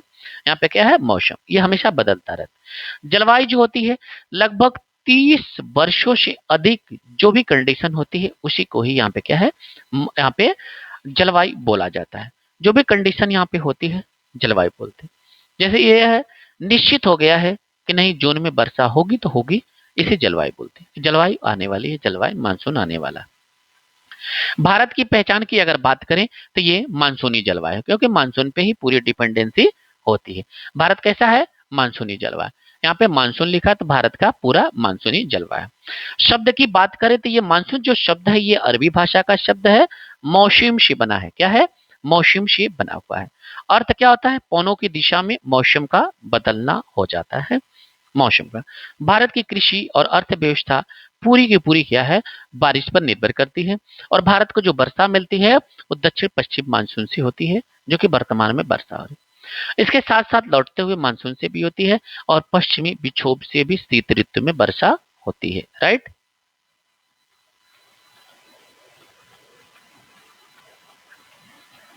चलिए आइए तो आगे देखते हैं इसमें। यहाँ पे अगले यहाँ पे अब इसमें कुछ टॉपिक्स है इसमें, जैसे सर्दी और गर्मी। भारत की अकॉर्डिंग यहाँ पे देखते हैं, शीत ऋतु सूर्य की किरणें सीधे नहीं पड़ती हैं, इसलिए यहाँ पे क्या है? शीत ऋतु है। जैसा कि हम लोग यहाँ पे पीछे पढ़ चुके हैं। ग्रीष्म ऋतु में क्या है? सूर्य की किरणें सीधी पड़ती है, इसलिए यहाँ पे ग्रीष्म ऋतु। अब यहाँ पे वर्षा और शरद ऋतु यहाँ पे दिया गया दक्षिण पश्चिम मानसून। यही दक्षिण पश्चिम मानसून है, ये अरब सागर की, हिंद महासागर की अरब सागर की शाखा से आती है और इसी से 80 से 90% की वर्षा इसी मानसून से होती है। लौटता मानसून, जो मानसून गया रहता है, ये लौटता मानसून आता है। और लौटते हुए मानसून से आगे चल करके हम लोग बहुत डिटेल में पढ़ने वाले हैं 9th की क्लास में, ये तमिलनाडु में आकर के वर्षा करती है। ये सूख जाती है जब बंगाल की खाड़ी में जाती है, फिर बंगाल की खाड़ी से होकर के वहां से पानी ग्रहण करती है, यानी कि आर्द्रता बनाती है और फिर आकर के तमिलनाडु में वर्षा करती है। तो जब भी प्रश्न करे कि शीत, और ये शीत ऋतु में होती है वर्षा, लौटते हुए मानसून से शीत ऋतु में वर्षा सबसे ज्यादा कहाँ पे होती है? तो तमिलनाडु में होती है। अगर कभी प्रश्न करे कि ये शीत ऋतु में वर्षा उत्तर भारत में कहां से होती है, तो ये पश्चिमी विक्षोभ से होती है। राइट। चलिए अगली पॉइंट इसमें देखते हैं कि जलवायु में क्षेत्रीय विविधता क्या होती है। जैसे जैसलमेर में गर्मी और सूखा होता है, मौसिन राम में सबसे ज्यादा वर्षा होती है, मासिन राम में सबसे ज्यादा वर्षा होती है, और ये है कहाँ पे? मेघालय में। ये भी दक्षिण पश्चिम मानसून से। ये पूरी दुनिया की सबसे ज्यादा वर्षा यहीं पे होती है। और ये द्रास, द्रास क्या है? अत्यधिक ठंडा वाला स्थान है। मुंबई में क्या है? शम, और इसमें यहाँ पे क्या है? पूरी की पूरी आर्द्र ऋतुएं होती हैं। राइट। चलिए अगला यहाँ पे देखते हैं प्राकृतिक कुछ वनस्पतियों, नेचुरल के बारे में। वर्षा की मात्रा घटती है तब यहाँ पे क्या है? डिक्रीज होता है। जहाँ पे वर्षा ज्यादा होगी, बड़े बड़े पेड़ होंगे, वर्षा घटती जा रही है। तो और यहाँ पे राजस्थान में नागपरी, मतलब ये पूरी भारत की विविधता विद्यमान है, जो पूरी दुनिया में है, पूरी भारत में भी है। राइट। तो इस तरीके से यहाँ पे, जहाँ पे पानी ज्यादा होगा, पेड़ पौधे ज्यादा होंगे। वनों का महत्व क्या है? बड़ों का महत्व क्या है? यहाँ पे क्या है? CO2 इसको चाहिए पेड़ को, और हमको क्या देता है?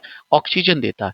ऑक्सीजन को छोड़ता है, CO2 ग्रहण करता है, और ऑक्सीजन को हम क्या करते हैं? फेफड़े ऑक्सीजन छोड़ते हैं।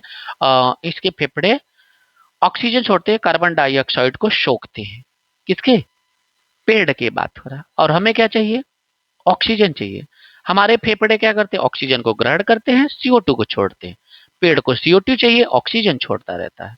और संसाधन की दृष्टि से कुछ दवा भी बनता है, मृदा संरक्षण में भी आवश्यक होता है। राइट। राष्ट्रीय बाघ क्या है? राष्ट्रीय पशु क्या है? बाघ है। राष्ट्रीय पक्षी मोर है। जैव विविधता हजारों प्रजातियों की, सरीसृप उभयचर सब है। ये वन्य प्राणी के बारे में बताया गया है। और इसके साथ साथ किसका घर कहाँ पे है, ये भी यहाँ पे ध्यान देंगे। एशियाई शेर की बात करें तो गिरबन है। गिरबन कहाँ पे है? गुजरात में स्थित है। राइट। एक सिंग वाला गैंडा की तरफ अगर जाएंगे तो ये असम में चले जाएंगे। जंगली गद्दा की बात करेंगे तो ये यहाँ पे कच्छ के रण में चले जाएंगे, गुजरात में। ऊंट की बात करेंगे तो ऊंट के पांव गद्दीदार होते हैं, राजस्थान में चले जाएंगे। अगर हिम तेंदुआ की बात करेंगे तो हिम कहाँ है? लद्दाख में, जम्मू कश्मीर में, हिमाचल में, तो वहां पे हिम तेंदुआ पाया जाता है। तो इस तरीके से। और वन संरक्षण, वन संरक्षण की अगर बात करें तो यहाँ पे वन्य जीव संरक्षण, खतरा, वनों की कटाई और शिकार, ये भी है। सुरक्षित नेशनल पार्क, अभ्यारण्य, बायोस्फीयर रिजर्व बनता है। इन सब का क्लास 9th में ज्यादा जिक्र किया गया है। प्रोजेक्ट टाइगर भी चलाया गया है, प्रोजेक्ट एलिफेंट भी चलाया गया है, वन महोत्सव भी मनाया जाता है। इस सभी को क्या है? संरक्षण करने के लिए। वनों, पशुओं को मारिए नहीं, पेड़ को काटिए ही नहीं। तो यहाँ पे क्या है? पूरा हरा भरा और हाथी नजर आ रही है। राइट। इसके बाद देखते हैं, ये अंतिम स्लाइड है, निष्कर्ष। प्रकृति की जंजीर क्या है? स्थिति जलवायु तय करती है, पूरी स्थिति जलवायु तय करती है। जलवायु ही वनस्पति के प्रकार का भी तय करती है, और वनस्पति क्या है? वन्यजीवों का आवास तय करती है कि वन्यजीव रहेंगे या जाएंगे। वन्य जीव क्या है? वन्य जीव जो है यही आवास तय कराती है, कौन? वनस्पतियां, राइट। वनस्पतियों को यहाँ पे क्या है, हिरण खाएंगे, हिरण को शेर खाएगा। इस तरीके से पूरा स्ट्रक्चर चलता रहता है। तो इस तरीके से यहाँ पे क्या है, पूरा टॉपिक समाप्त हुआ। अब यहाँ पे है धन्यवाद। आगे की टॉपिक में हम यहाँ पे डिस्कस करने वाले हैं क्लास 7। यहाँ पे क्या है, क्लास 7 की एनसीईआरटी, राइट।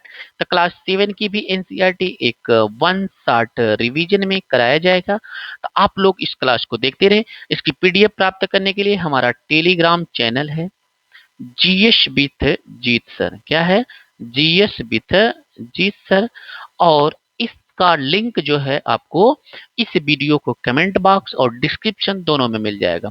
इसके माध्यम से आप जुड़ करके इसकी पीडीएफ को प्राप्त कर सकते हैं। हमने टेलीग्राम में सेंड कर दिया।